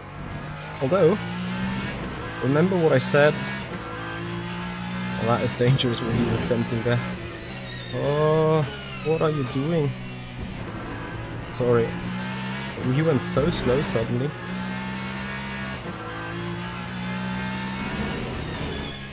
So my biggest disadvantage right now is the tire temperature, but that's fine. So I remember, you had to take roughly a quarter, maybe 3/4 of a lap less fuel and virtual energy, which is 6%.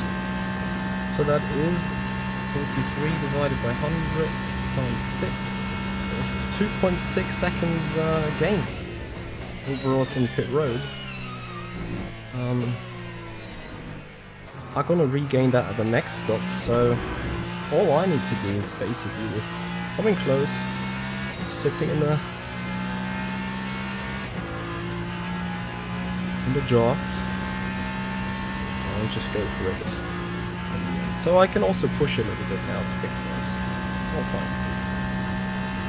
No, I will keep the wiper on for as long as I see some spray coming up left, right and center still. Because every car can throw up some spray for the time being.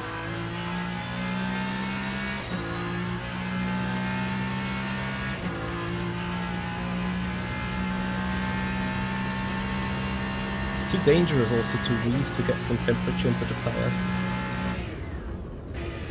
Oh, he's braking early. Oh, pain!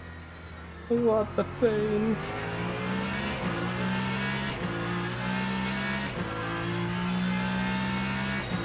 Okay, you guys are probably right. No spray, no wiper needed, right?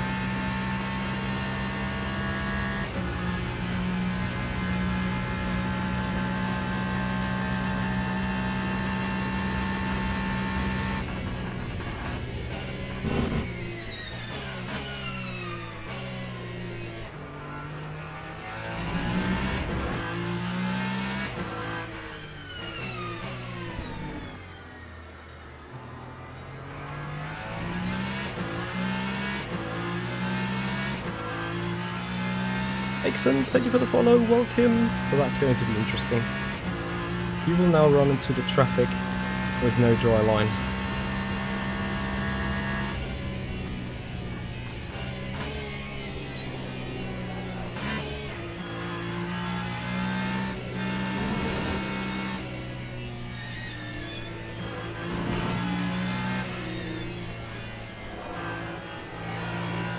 Yes. Go win.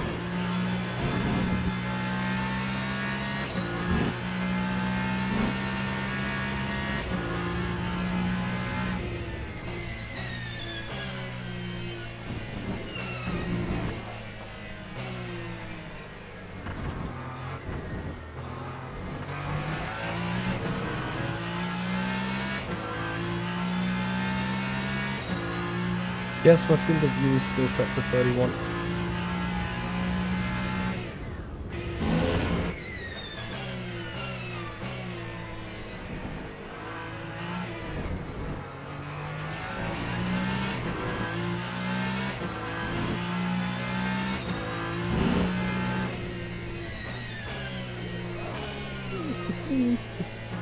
Now that's what's happening.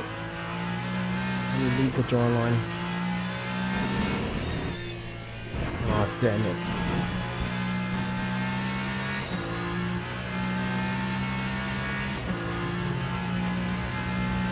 This is costly.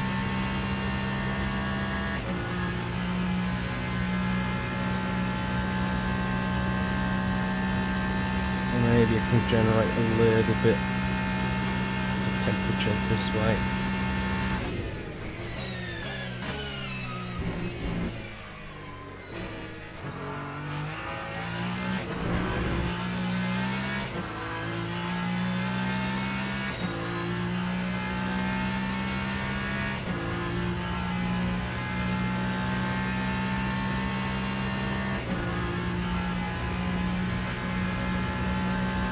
Right to hear, Puzzled Monkey.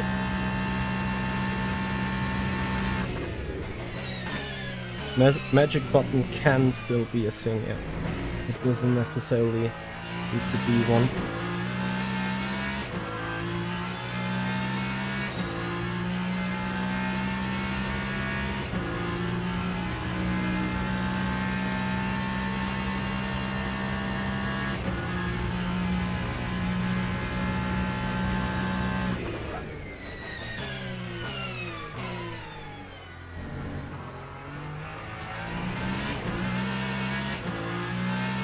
But for spinning up the tires, creating a little bit of energy and heat, it works a treat.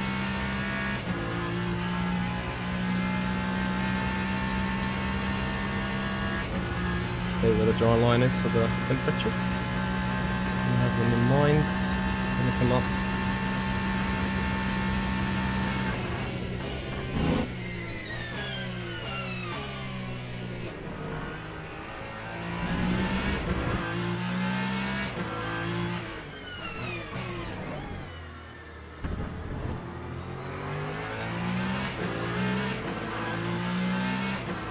Thankfully traffic got me back.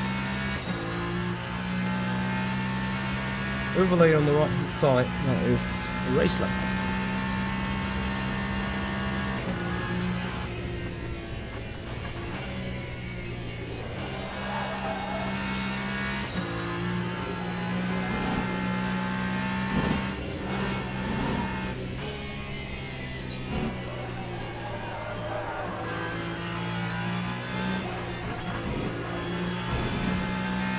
There's a cut, is it? And it's not.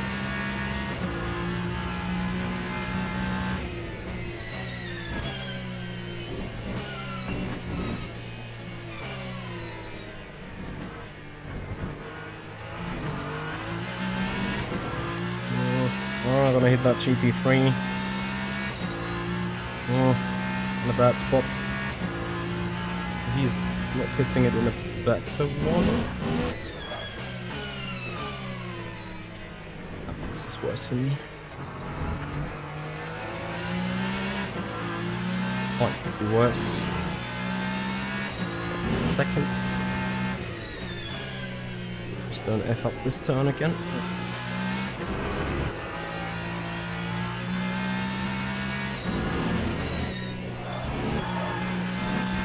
The tyres are up on temperature now. This is great.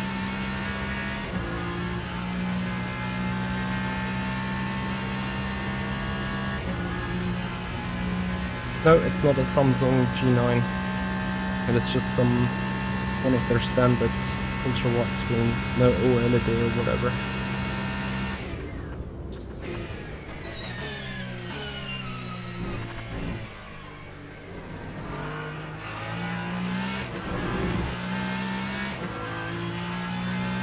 So this is 15 laps in.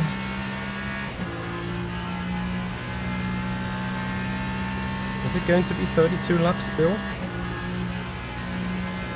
We'll see later on, I guess.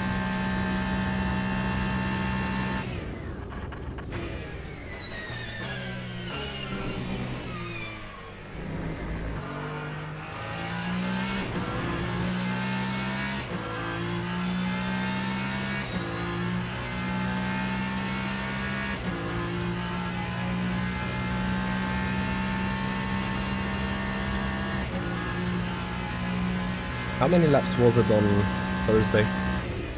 At 9, 13 and 12, I think. So that is 10, 12, 34.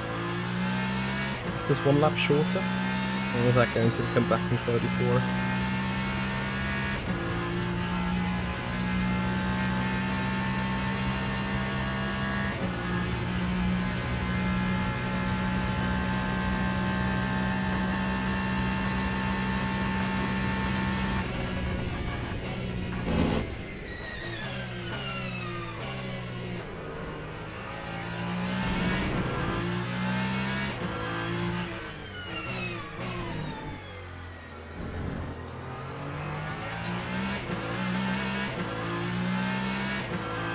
$17 to go with the current lap.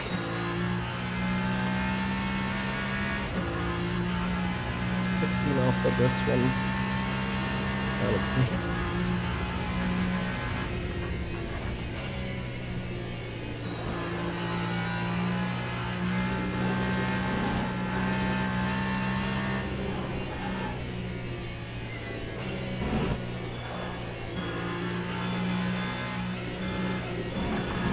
Car has a giga balance.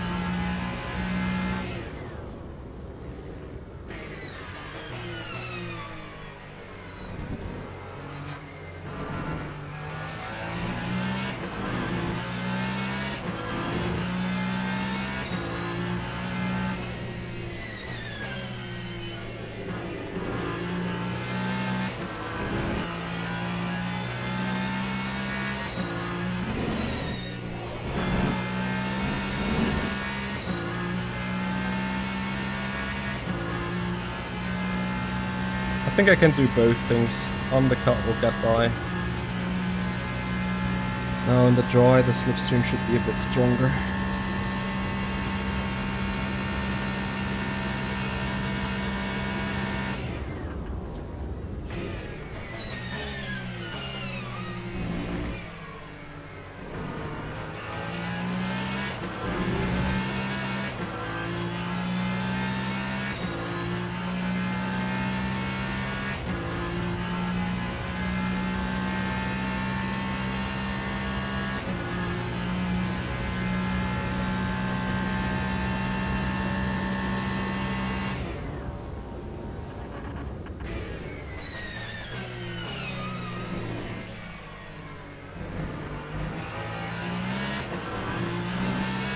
Ah, still a bit too wet, the magic button.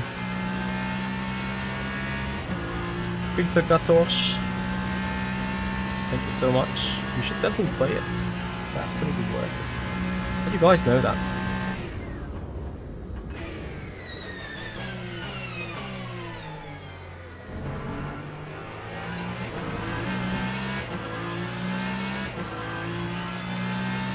Magic button is this one, TC override.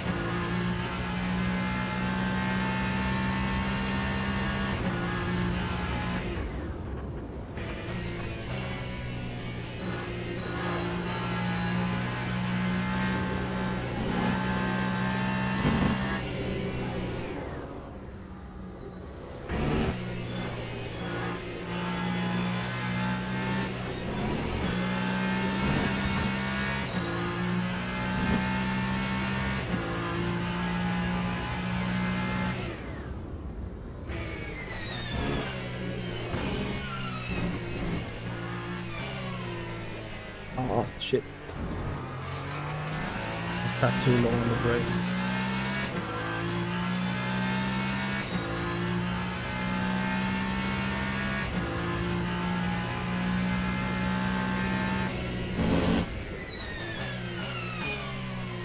He's really on the limit with the car.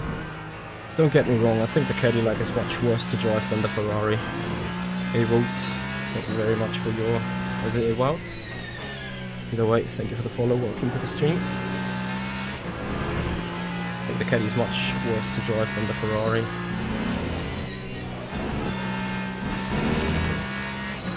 Here comes the first track limit for us. It's all fine.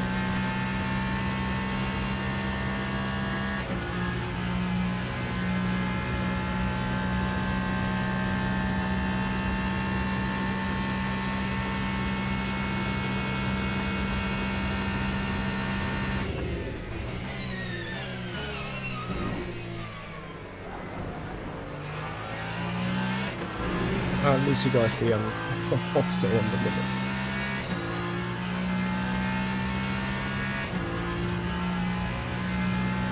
And if you appreciate us on the limit, if you love the more intimate content we're doing, then please follow on Twitch, subscribe us on the YouTube channel like Stimson Design Partners has done. Thank you very much for your sub, bro. For the support. Right. I'll do you one promise. If I have a chance doing a move on track, I'm gonna do it on track. Otherwise, I'm gonna do it on pit road. It's still 34 laps in the end, right? Yes. 17 done.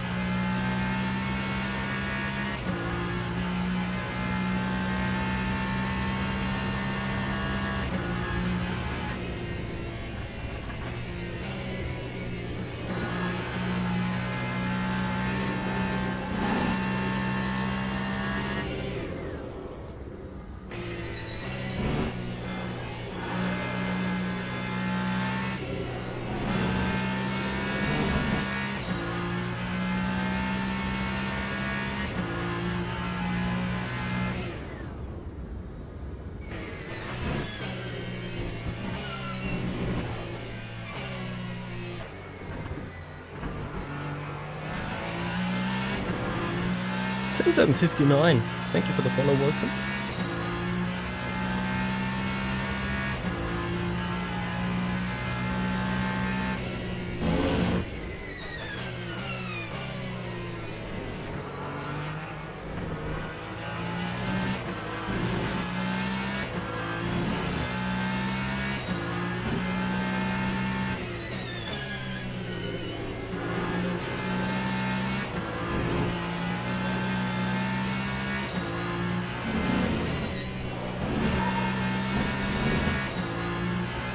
Oh, I think we're close enough this time.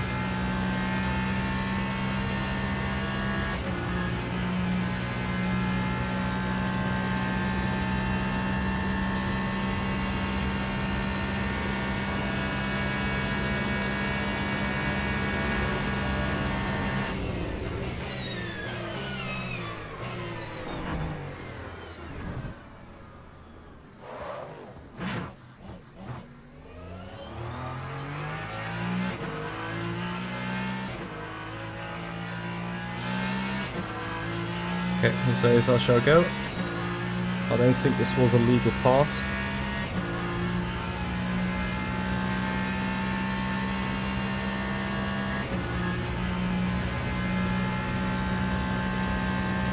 Yeah, we both overshot it.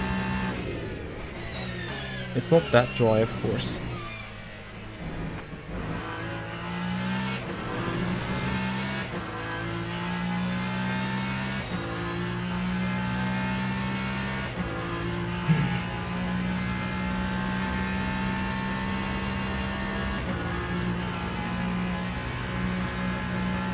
I mean, I was in the off track, didn't, like, would have let him by anyway. But then he came across my nose and spun. I would have let him go, but if he says I shall stay in the front, then I'm staying.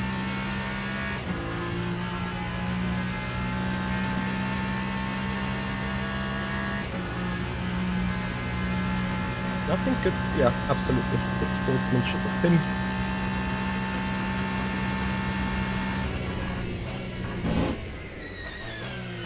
There might still be mistakes to come, as we know, but at the moment I'm alright with this.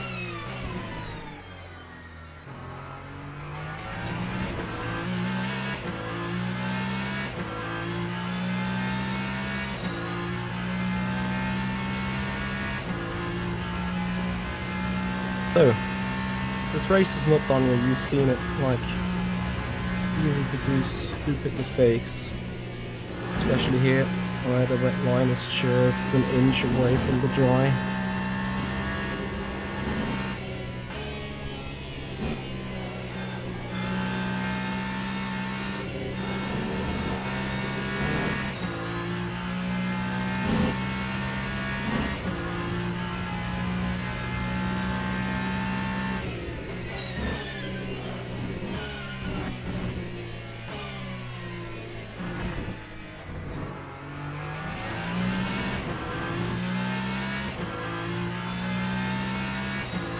Field of view is 31, yeah.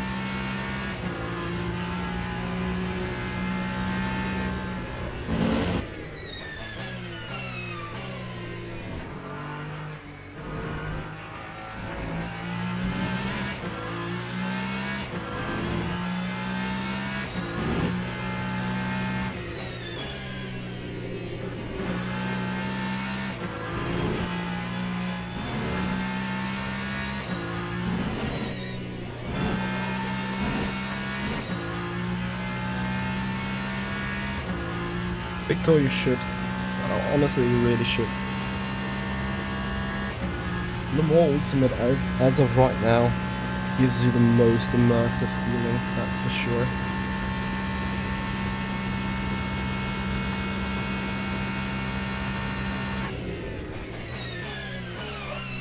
And I think the physics are top notch.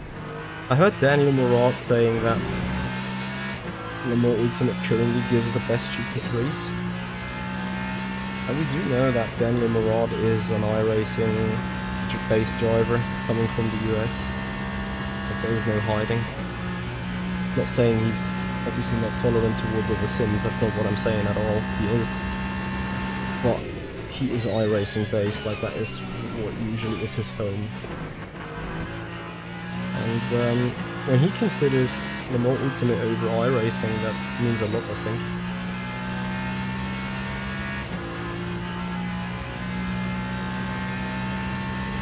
And yeah, 34 euros for Le Mans Ultimate as a buying price, I don't think it's too much.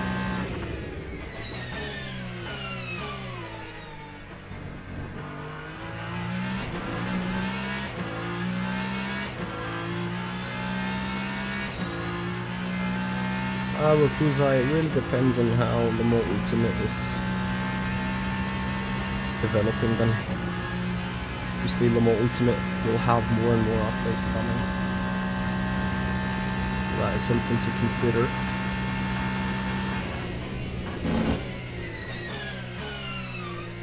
I need to hurry a bit to get my GTs here before the fast chickens. That should not be an issue.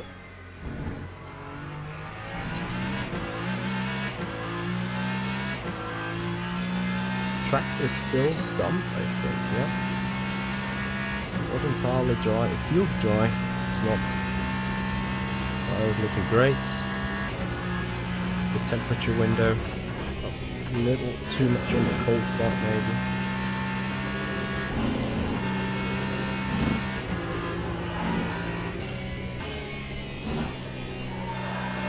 I'm pretty sure really you'd be like, what the hell is that Ferrari on the last bit of the track? My favourite top class car is between the Ferrari and the BMW.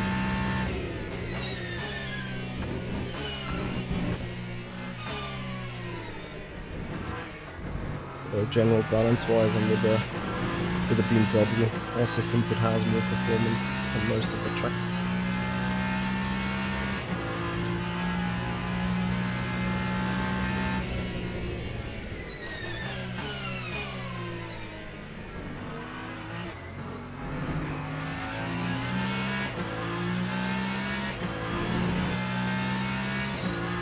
So 45 minutes to go. I think it's becoming clear that we are having 34 laps in total.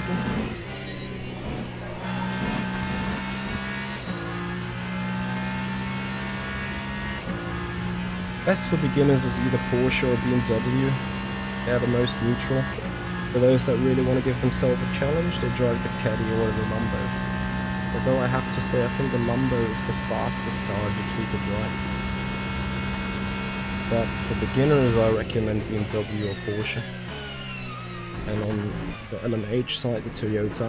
But Toyota has a straight line speed issue. If you don't want to be way too slow everywhere, you take the Ferrari. Weekends boy, what do you mean, why does the game cost 34 euros? You could also ask the question, why does iRacing cost a subscription fee every other month?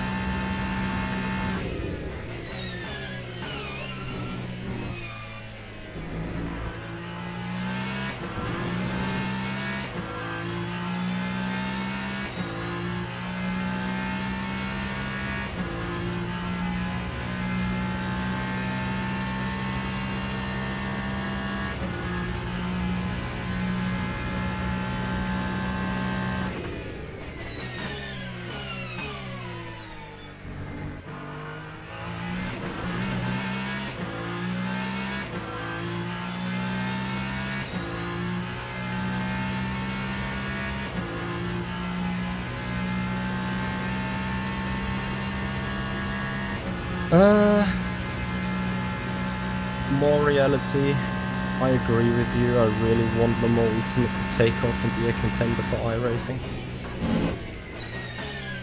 Because that would force them to innovate. Like, I know they are bringing new cars and tracks and all sort of stuff, but the tyres are broken for years. The cars are different and broken for years. They really would need some, some proper R&D.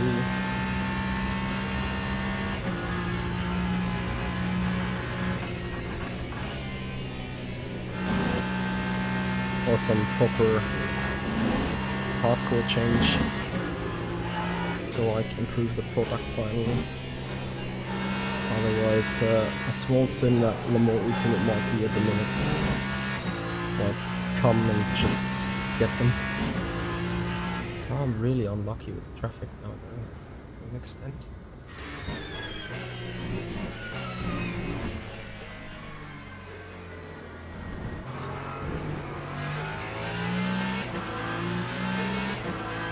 Mind Vortex, thank you for the follow and welcome.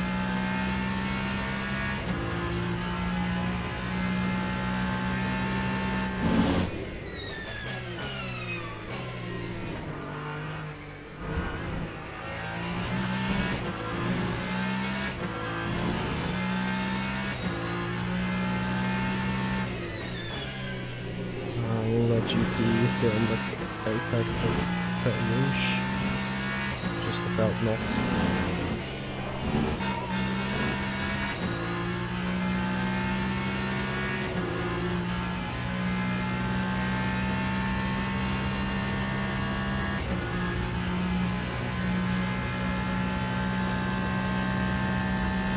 Nope.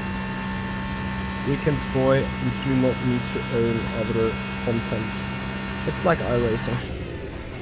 If you own the McLaren, you're fine to race any other GT3. But let me reword this. You do have the McLaren for free when you buy the game. And you can enter a race where you are up against the Ferrari, BMW or the Corvette. You just can't drive them. It's like iRacing, you don't need to own anything, everything.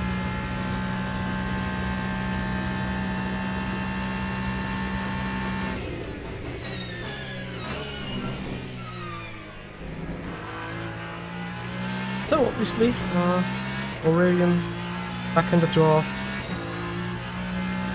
Not really what I want, but okay, whatever. Well, I think custom liveries is a thing that they are discussing internally. I think the community has asked for this a couple of times now, so I'm pretty sure it's on the radar of Studio 397.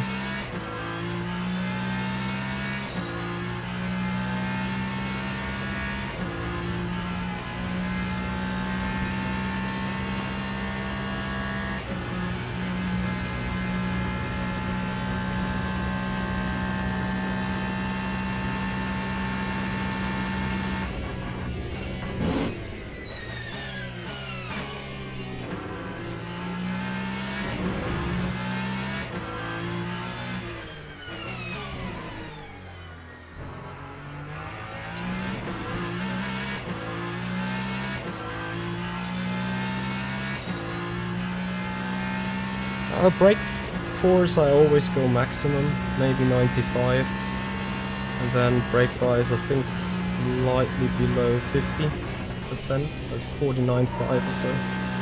Can't remember, haven't driven the car in a while.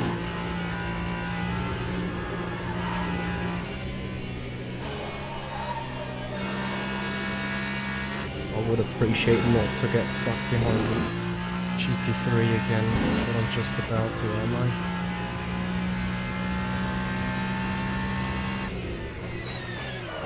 Just decided not to.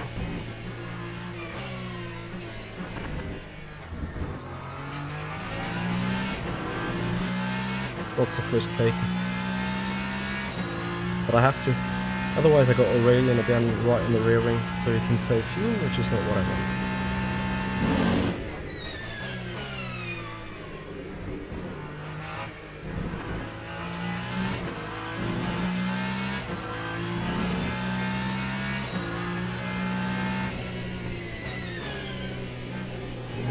This gap, yes we can, beautifully.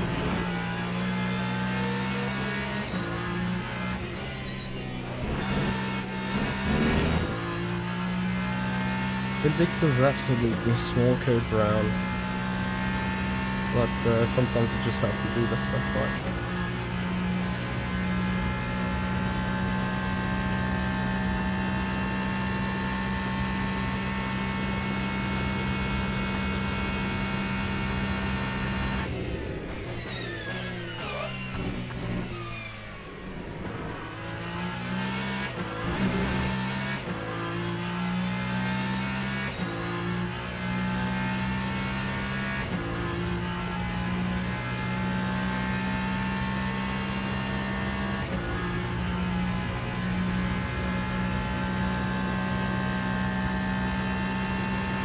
Well, you know what?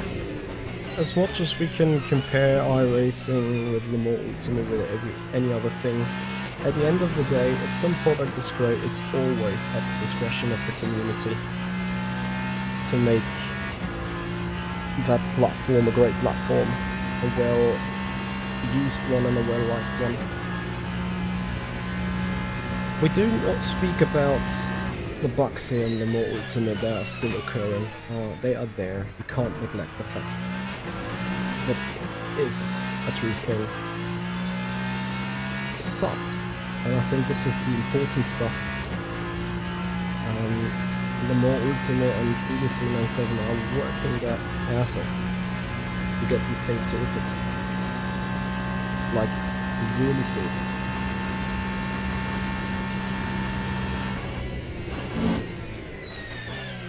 And if we want to make Le Mans Ultimate great, then we need to play it and we need to fill it with life and make use of it at all times. Just like we're doing this today, right?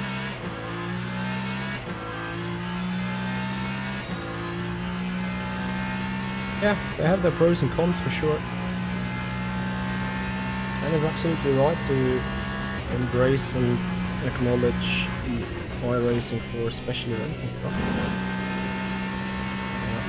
But we all can't wait for Le Mans Ultimate to drop their driver swaps and stuff, so we have a first 24-hour race.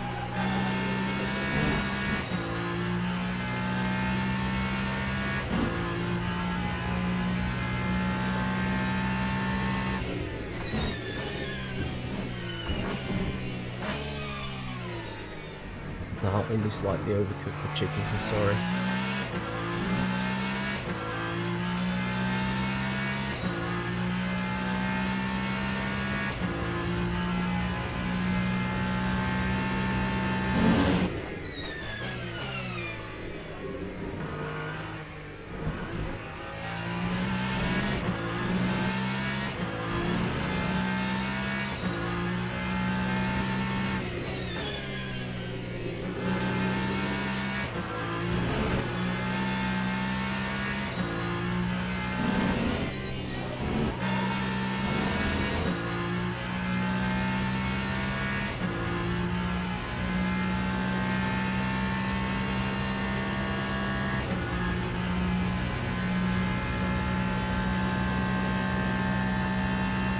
Yep, and Weekends Boy, if you want to have more variety of setups, then feel free to visit www.improveyourlaptime.com, because that is the shop where I'm selling my setups and also where my colleagues are selling their setups. For all cars available on Le Mans Ultimate, so you even get a third choice. Invictus, yes, I have been at the 6 hours of Spa in 2023, I think. Yeah, 2023.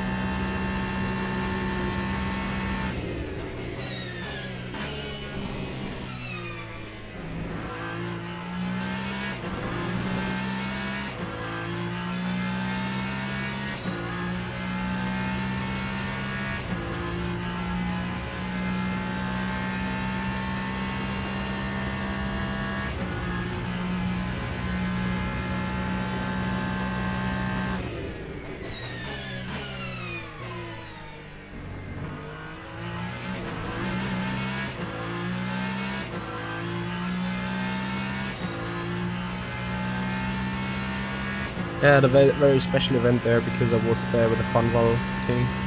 The Funval has invited us to enjoy the 6 hours of Spa from an exclusive POV.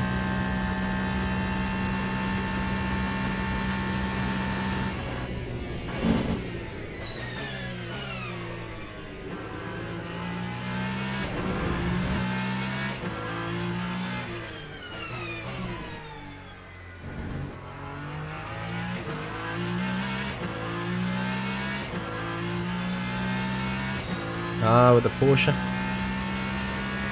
Yeah, that would have been nice as well, indeed.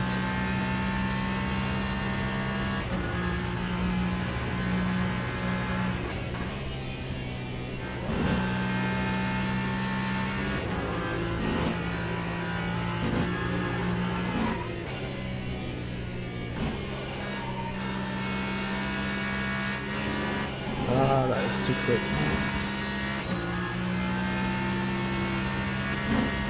Sonor LP and Landsanity. Thank you very much. You guys follow on the Twitch channel. Much appreciated. Yeah, awesome. I cut my fastest lap. I'm so stupid.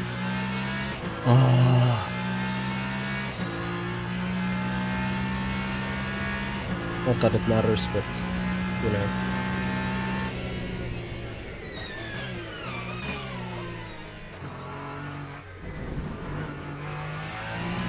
Railing in.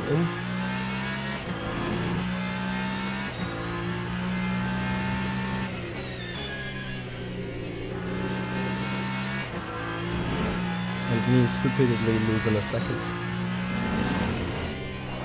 And remember, you only get like 2.5 seconds advantage of this pit stop. Ah, if I quit.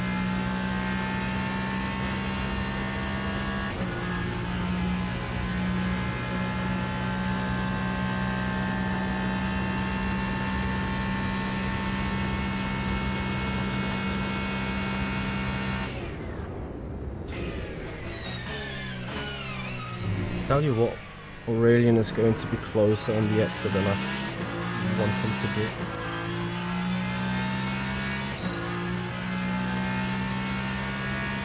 So 9.5 to go. Oh yeah, we'll be just about 9 laps. 9.4.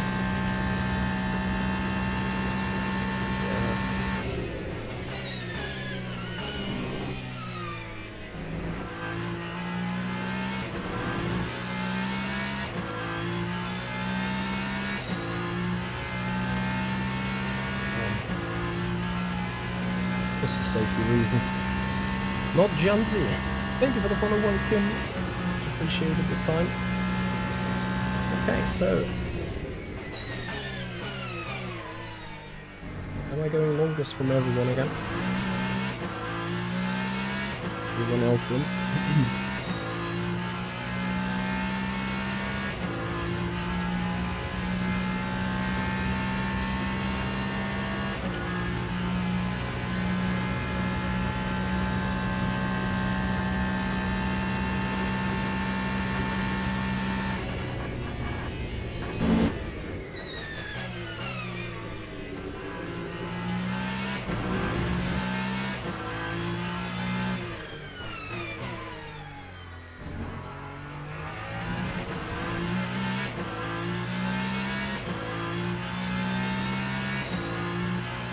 I'm running out of fuel.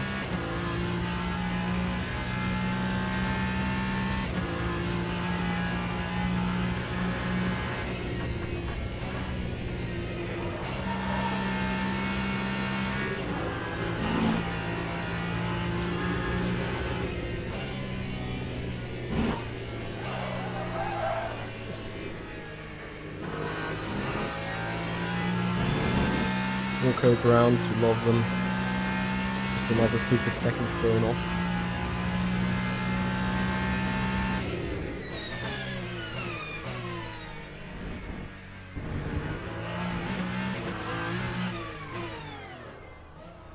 I mean, all this is no issue at the minute, right? But it's just,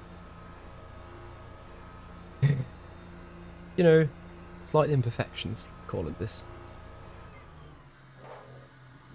Given the virtual energy or the pit stop advantage away from mistakes, throwing the fastest lap away from mistakes in the final turn, like, Peter, you're absolutely right. You are so correct in this. Aurelian didn't go for the undercut. Like, this is not an undercut. He has to take more fuel than me, so I go for the overcut. I think that would be the right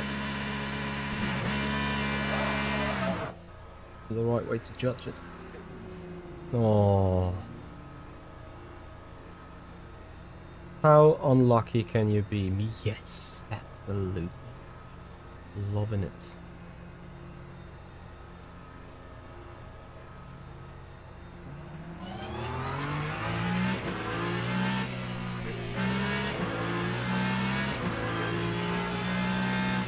Did Aurelian change tires? Or is that really just the fuel difference now? I'm confused.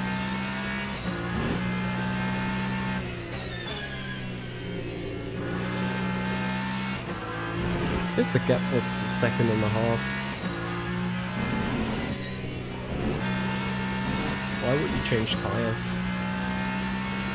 But you did. Ah.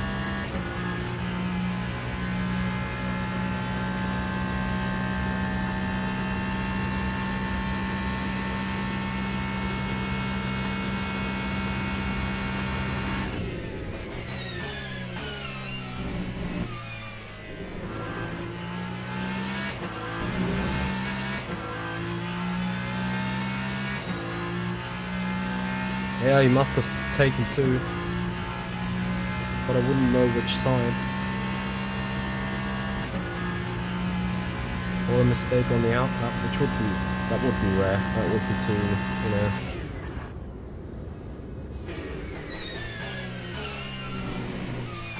Like that is a huge mistake, like a spin or something. Then I don't think he would do that. Did I also get the same to Jack, right?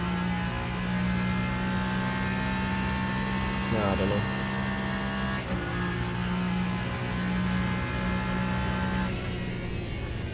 Or has everyone taken new tires? I would be surprised. Like, you know, why would one take fresh tires? But maybe... Maybe 4/10 faster in the middle sector, but I think it was always a caddy sector anyway. Let's see how it goes.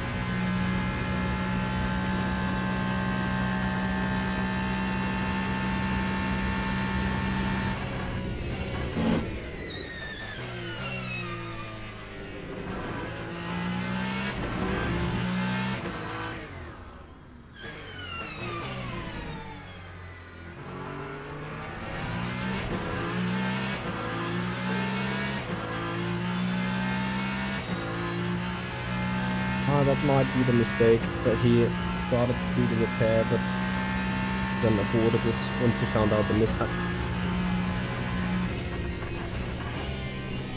There's no other solution to me.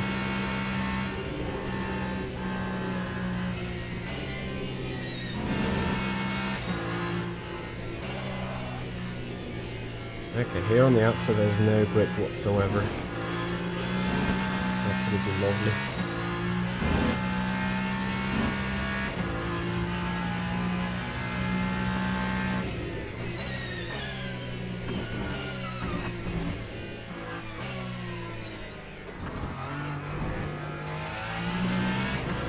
I think the drive I did on Thursday was better. Not miles better, but just generally better.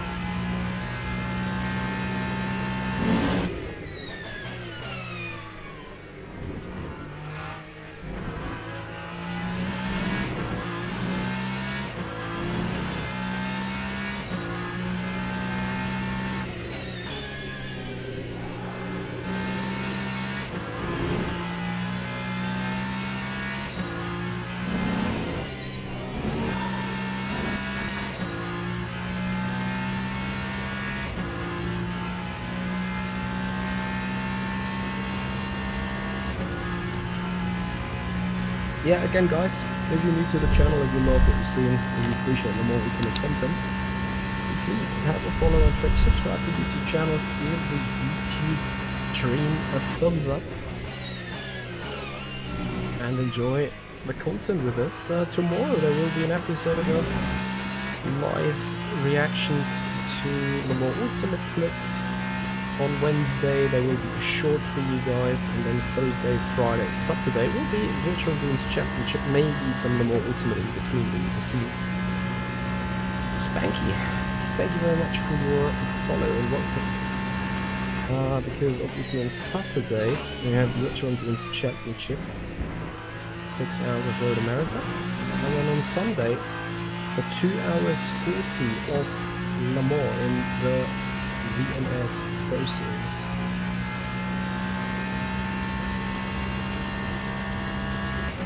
didn't take repair nor tires. Invictus, how much motor energy has he now?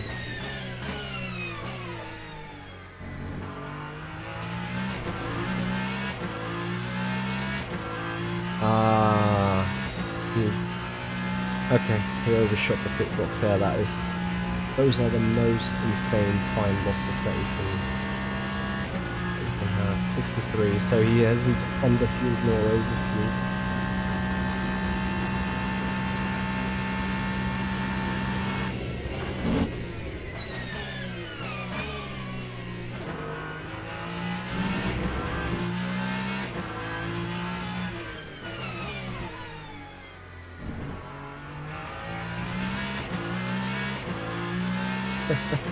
Look, Kusai, well then you're on the right channel here, right? Really appreciate you guys enjoying the time here.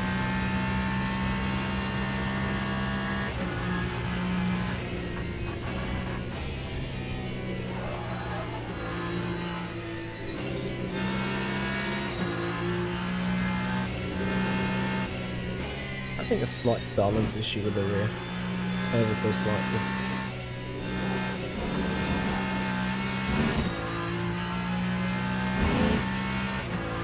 Okay. Yeah, then the gap makes sense. Really happy for Jack that he's currently sitting in 3rd place though. Hope he can stay there till the end and bring this home. After the coaching session that we had that made him 4 or 5 tenths quicker, that would be a huge success. What happened to Marco in comparison to Hugo?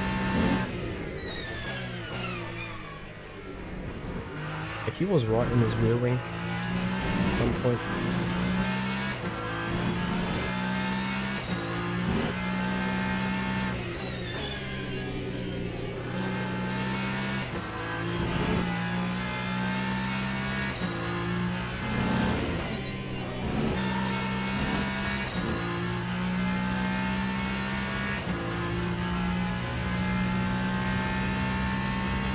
Around the Hussar, thank you very much for being here. Well, we're not done yet. I don't want to celebrate this early. Anything could happen. Electricity cuttage, connection loss, engine failure, crash. Ain't over till the fat lady sings, or whatever they say. And the fat lady sings in 19 minutes and a little longer. Just lost a bit of pace, over pushing the tires, I assume. Debbie Jones, hey there, how are you? Thank you, Jimmy, for reporting.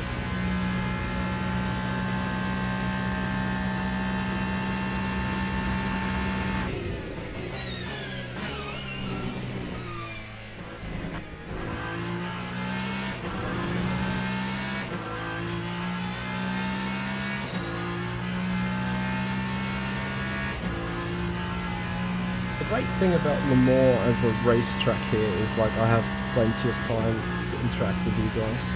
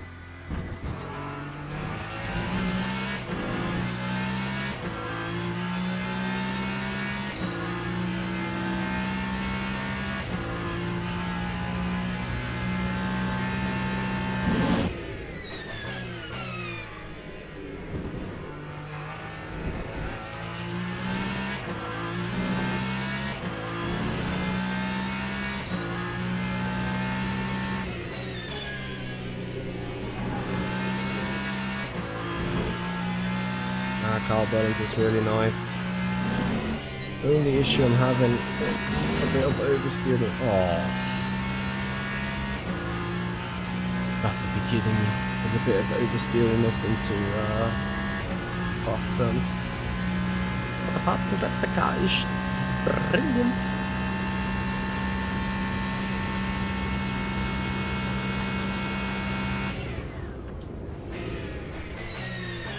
Like,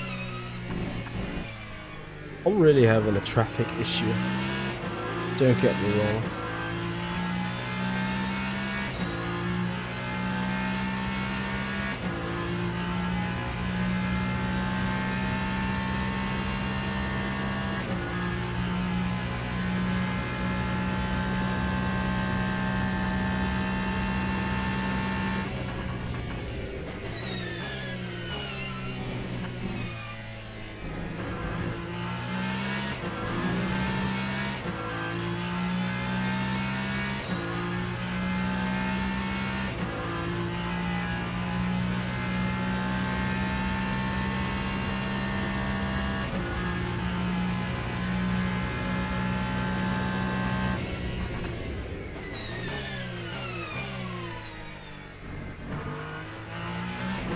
It's 15 minutes to go.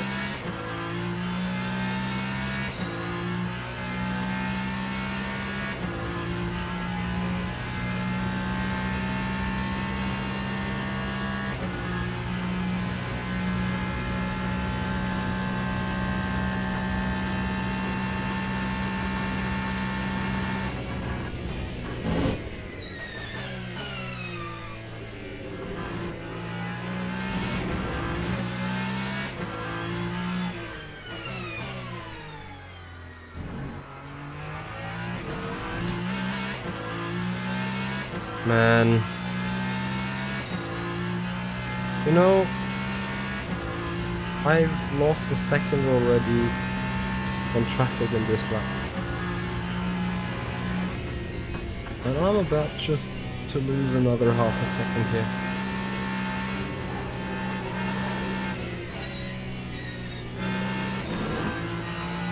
It's crazy, like... This is what I mean, like, an 8-second lead doesn't mean a single thing. If you get 8 times traffic like this and the other guy doesn't hit the traffic like this a single time, he's on your really. And suddenly the race is open again, right? It's the same with this car right ahead of us now. It is going to sit in the turn 1.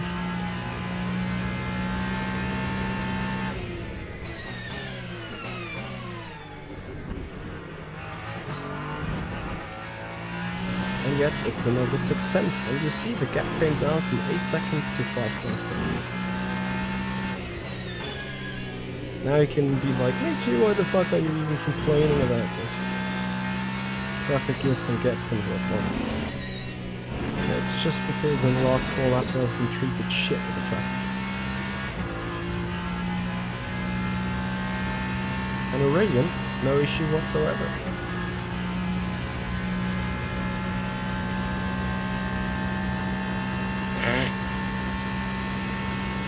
That's just me being me. Slightly unhappy because I should be 4 seconds ahead. But okay, it's part of my perfectionism brain. I'm usually a perfectionist guy. I'm really like 80-20. Pareto principle. That's what I really appreciate. But for some reason when I'm in a race car, there's no chance. 80-20 is not good enough. Because right now we have 80-20, we got 80% of the stuff right. But it takes 80% more effort to get the remaining 20% perfectly right.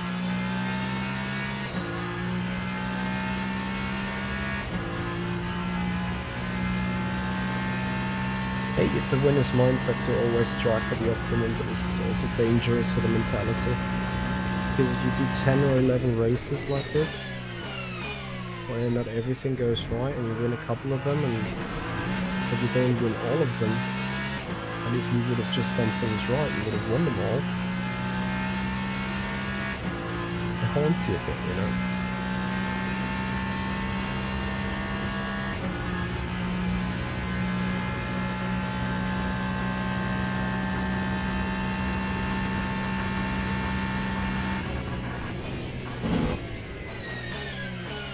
Actually, I overfueled. We both overfueled. So it's just 3 laps to go after this, I guess, right?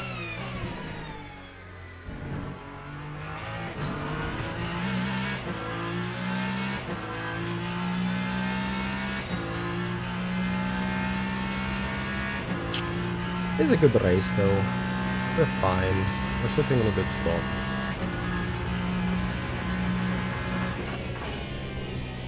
It wasn't like super easy to win it, or to be in position to win it. In between, I thought Aurelian has quite some pace and going to be difficult to do a move with the Kerry being so strong in some spots.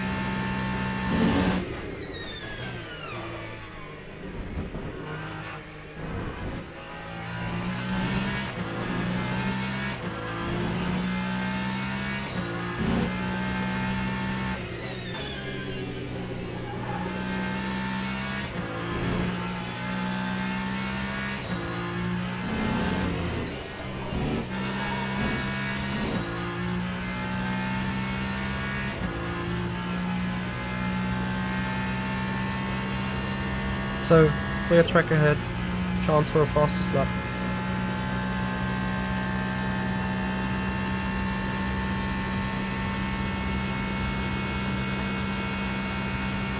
Aurelian pushing hard?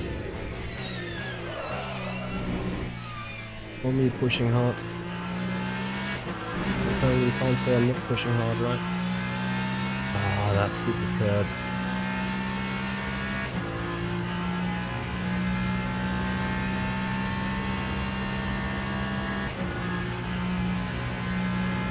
Yeah, it's dangerous. After an 8-second lead, you are going down 5% in push level, kind of get into a comfortable state. And when it's getting tight suddenly again, because of whatever reason, you can't just flick that switch and be back to 100%. I mean, some people can. I sometimes have a little bit of a weakness there. But once the pressure drops down, it's difficult to get it back up again.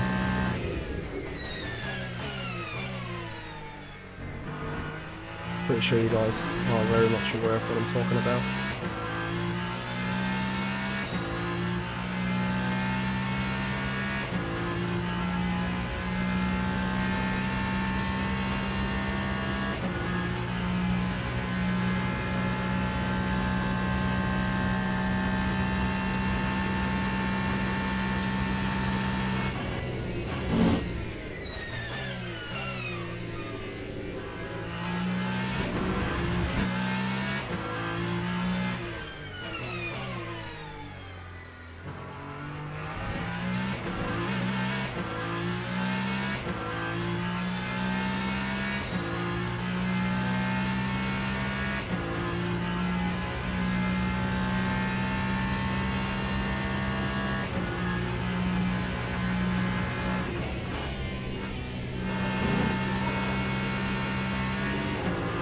Jack, hold on.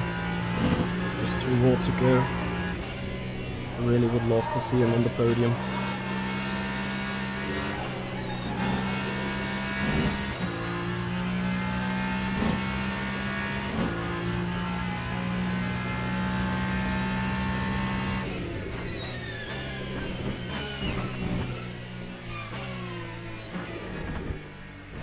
I just cooked the chicken again.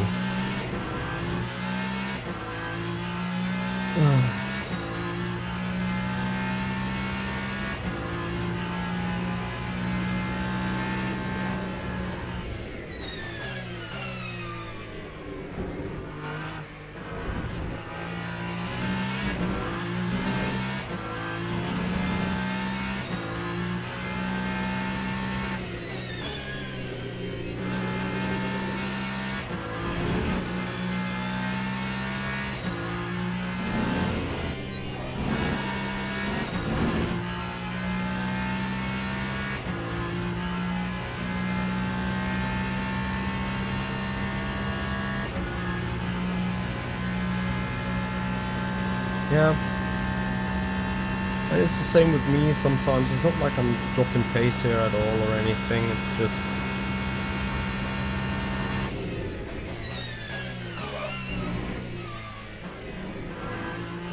you know, you start losing the focus just a little bit. It's not much, it's just marginally. But that little bit of a focus drop sometimes leads to even more mistakes. And then you slow down, someone else is... like in Germany we say they get a second air. They're suddenly having the hope again. And be like, oh see, we're gaining. Well, what if we just go trying for it, you know? And then they suddenly pick up the pace. And you're sitting there be like, why is that gap coming down?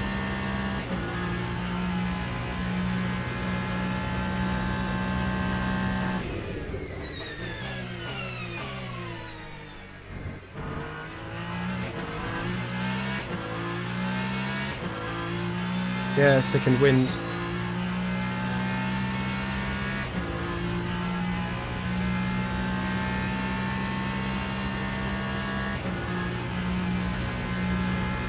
And these things really exist, so it is a thing. For sure.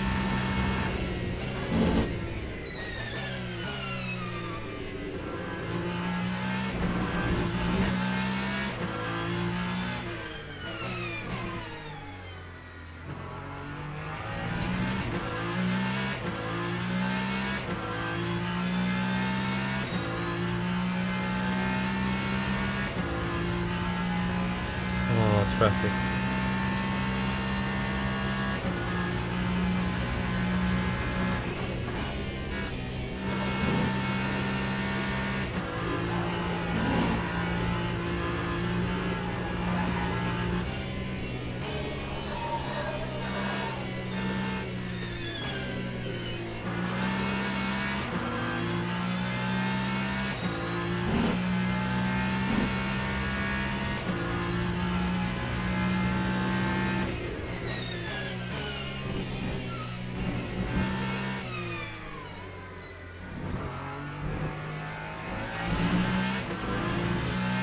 Wow, 3.5 tender left there in the last lap. Hey Bardley. Great to hear you into the game. I absolutely love hearing that. Hope you enjoy it. Final lap.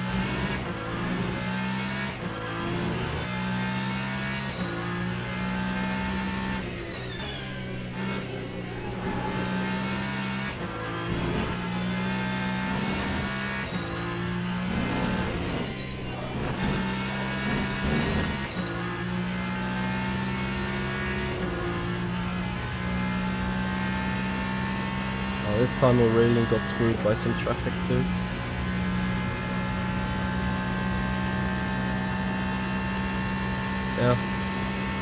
Yeah, this is what I mean. This is how traffic can play its cards.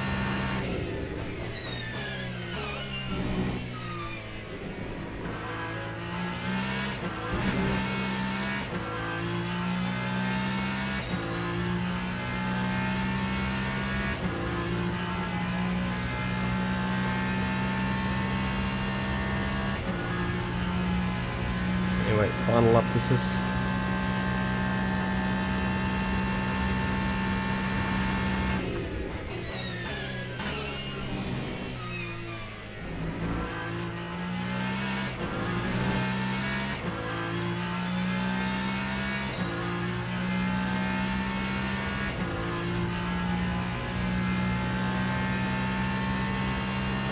Jack, come on, hold on, just this lap. It's just this lap.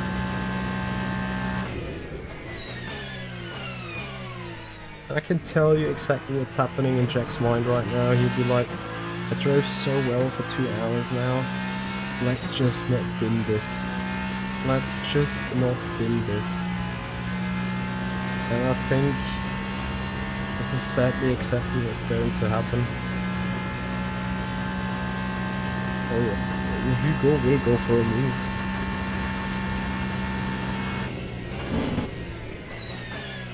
And I don't even want to indicate that Hugo is better than Jack, not at all. Like, Jack absolutely deserves a top spot here in the race. It's just Hugo got more experience, knows how to do these things.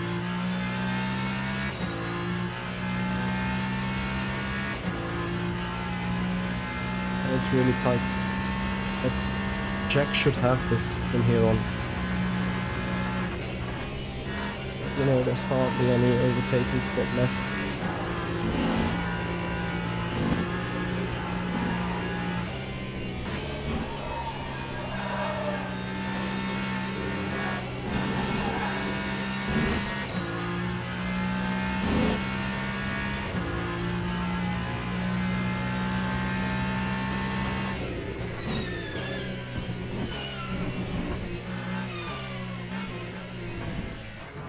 Look at me. Finally getting the lap done. I want to see Jack though.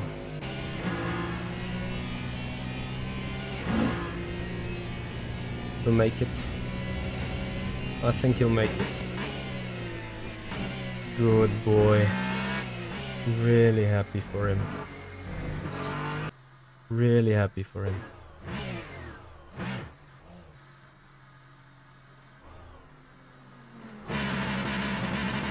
What a guy. What a guy. Ha! Takes a coaching of mine and then puts it third in this split. What the fuck? Should make a post about that. That's just giga. GG everyone. So, in the very last race, it's the first win for us on the championship system. Yay! Like, only took Buono and David missing me to finally gain a victory here. I guess Jack will be soon in our chat, being all over the moon.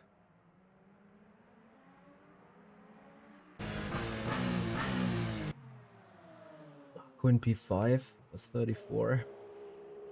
Marco happy with the results? Or rather not. I think he had a good stream fighting Hugo for most of the time. And Hugo really got a second wind and suddenly was picking up the pace again.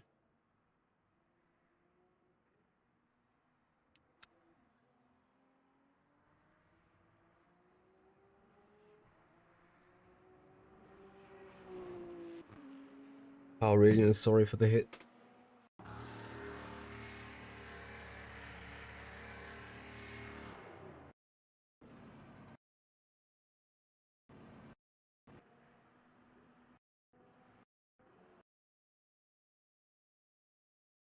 Thank you, Jerome. Hib both, thank you very much. Rakuzai, I think he has maybe smoked the tires a bit too much, I don't know.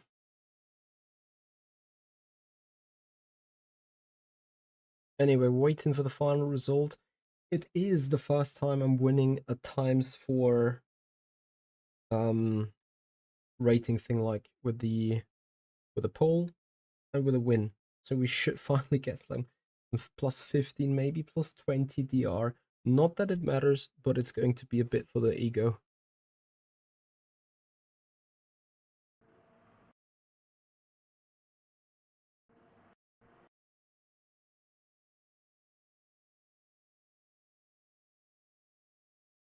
So Nicolini then has won the other category. Any Barrow in when? Oh, Omar Ali DNF'd. Interesting. I didn't see that really. Paul, thank you very much. Thomas, thank you so much as well. So everyone is in though. Christian Paulsen. That's still going or? Oh yeah. He might be at the end of the poor guy. He's just coming into the finish now. Everyone else already off the server.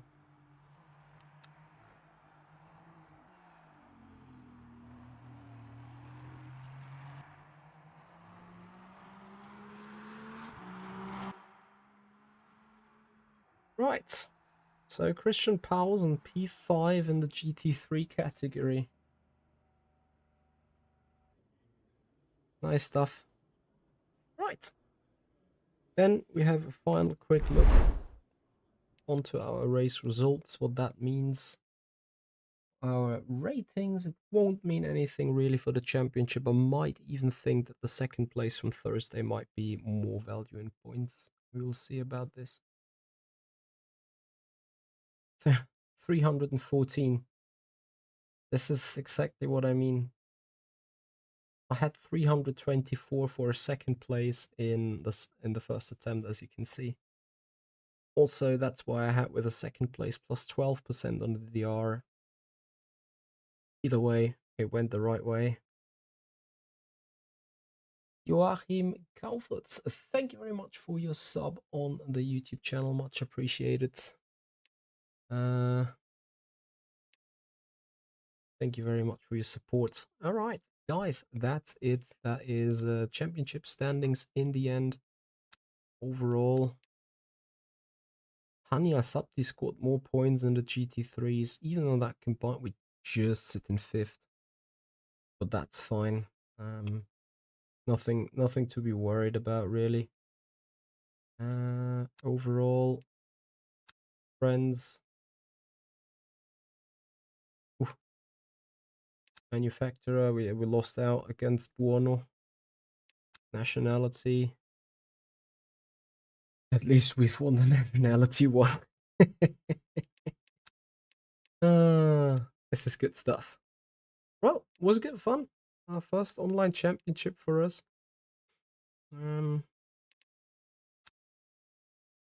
At least we have 1 win, 6 races, 6 podiums. I think that in itself is also a good one. Chris Goodyears, 3 points off from Hugo. Yeah, Hugo, we can actually have a look. I don't know what his standings were before. Hugo, it was his only race. Yeah, sad story, Chris. That was a good adventure for sure. I wonder how many people have even done 5 races. So those have done 5, even 6. Top 15 have done 5 races at least.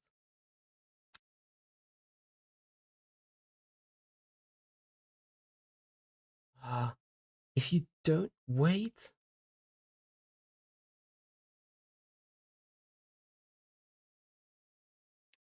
So I'm not having a drop round.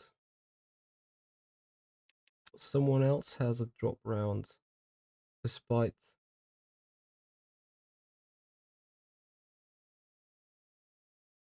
maybe it gets recalculated once they see they haven't done the race, because I think this is wrong. They should not have a drop round. Or is that even full points that they have standing there? That is their full points. Well, what is it on my end? 305, 30, yeah, pretty clear to see. But here it is missing. I don't know exactly how this works. It's interesting to see only a couple of Gold 1 drivers. That's probably on the sign update.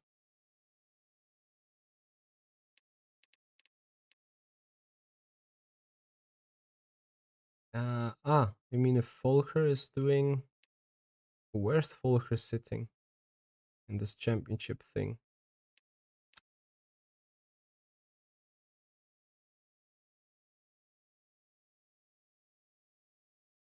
So he would need to score 377 points. He can't make it. Yeah, let's see. Anyway, Lyle Ferry GG's, thank you so much. Guys, again, if you appreciate this content, please have a follow on Twitch, subscribers on the YouTube channel. Tomorrow, again, the live reactions on clips from Le Mans Ultimate. Then on Wednesday, a short. Thursday, Friday, Saturday. Virtual Endurance Championship is going to be the core content. We may do a Le Mans Ultimate race in between. It's gonna be a bit touch and go, seeing how much time, how much power I also have, because this is going to be an exhausting week. Because on Saturday, I'm gonna race the 6 hours of Virtual Endurance Championship Road America, and on Sunday, 2 hours 40, so 2.67 hours of Le Mans in the BMW Hypercar. Let's see how this goes. And then I'll say thank you, Kostas Melistas, for your sub on the YouTube channel. Thank you everyone for watching. Hope you enjoyed it. We're gonna send you now over on the Twitch channel. Let me see who is live on a Monday afternoon, Monday evening. It's probably not too many people being live. Abix is obviously probably done. I'm not sure about David John Gibbons.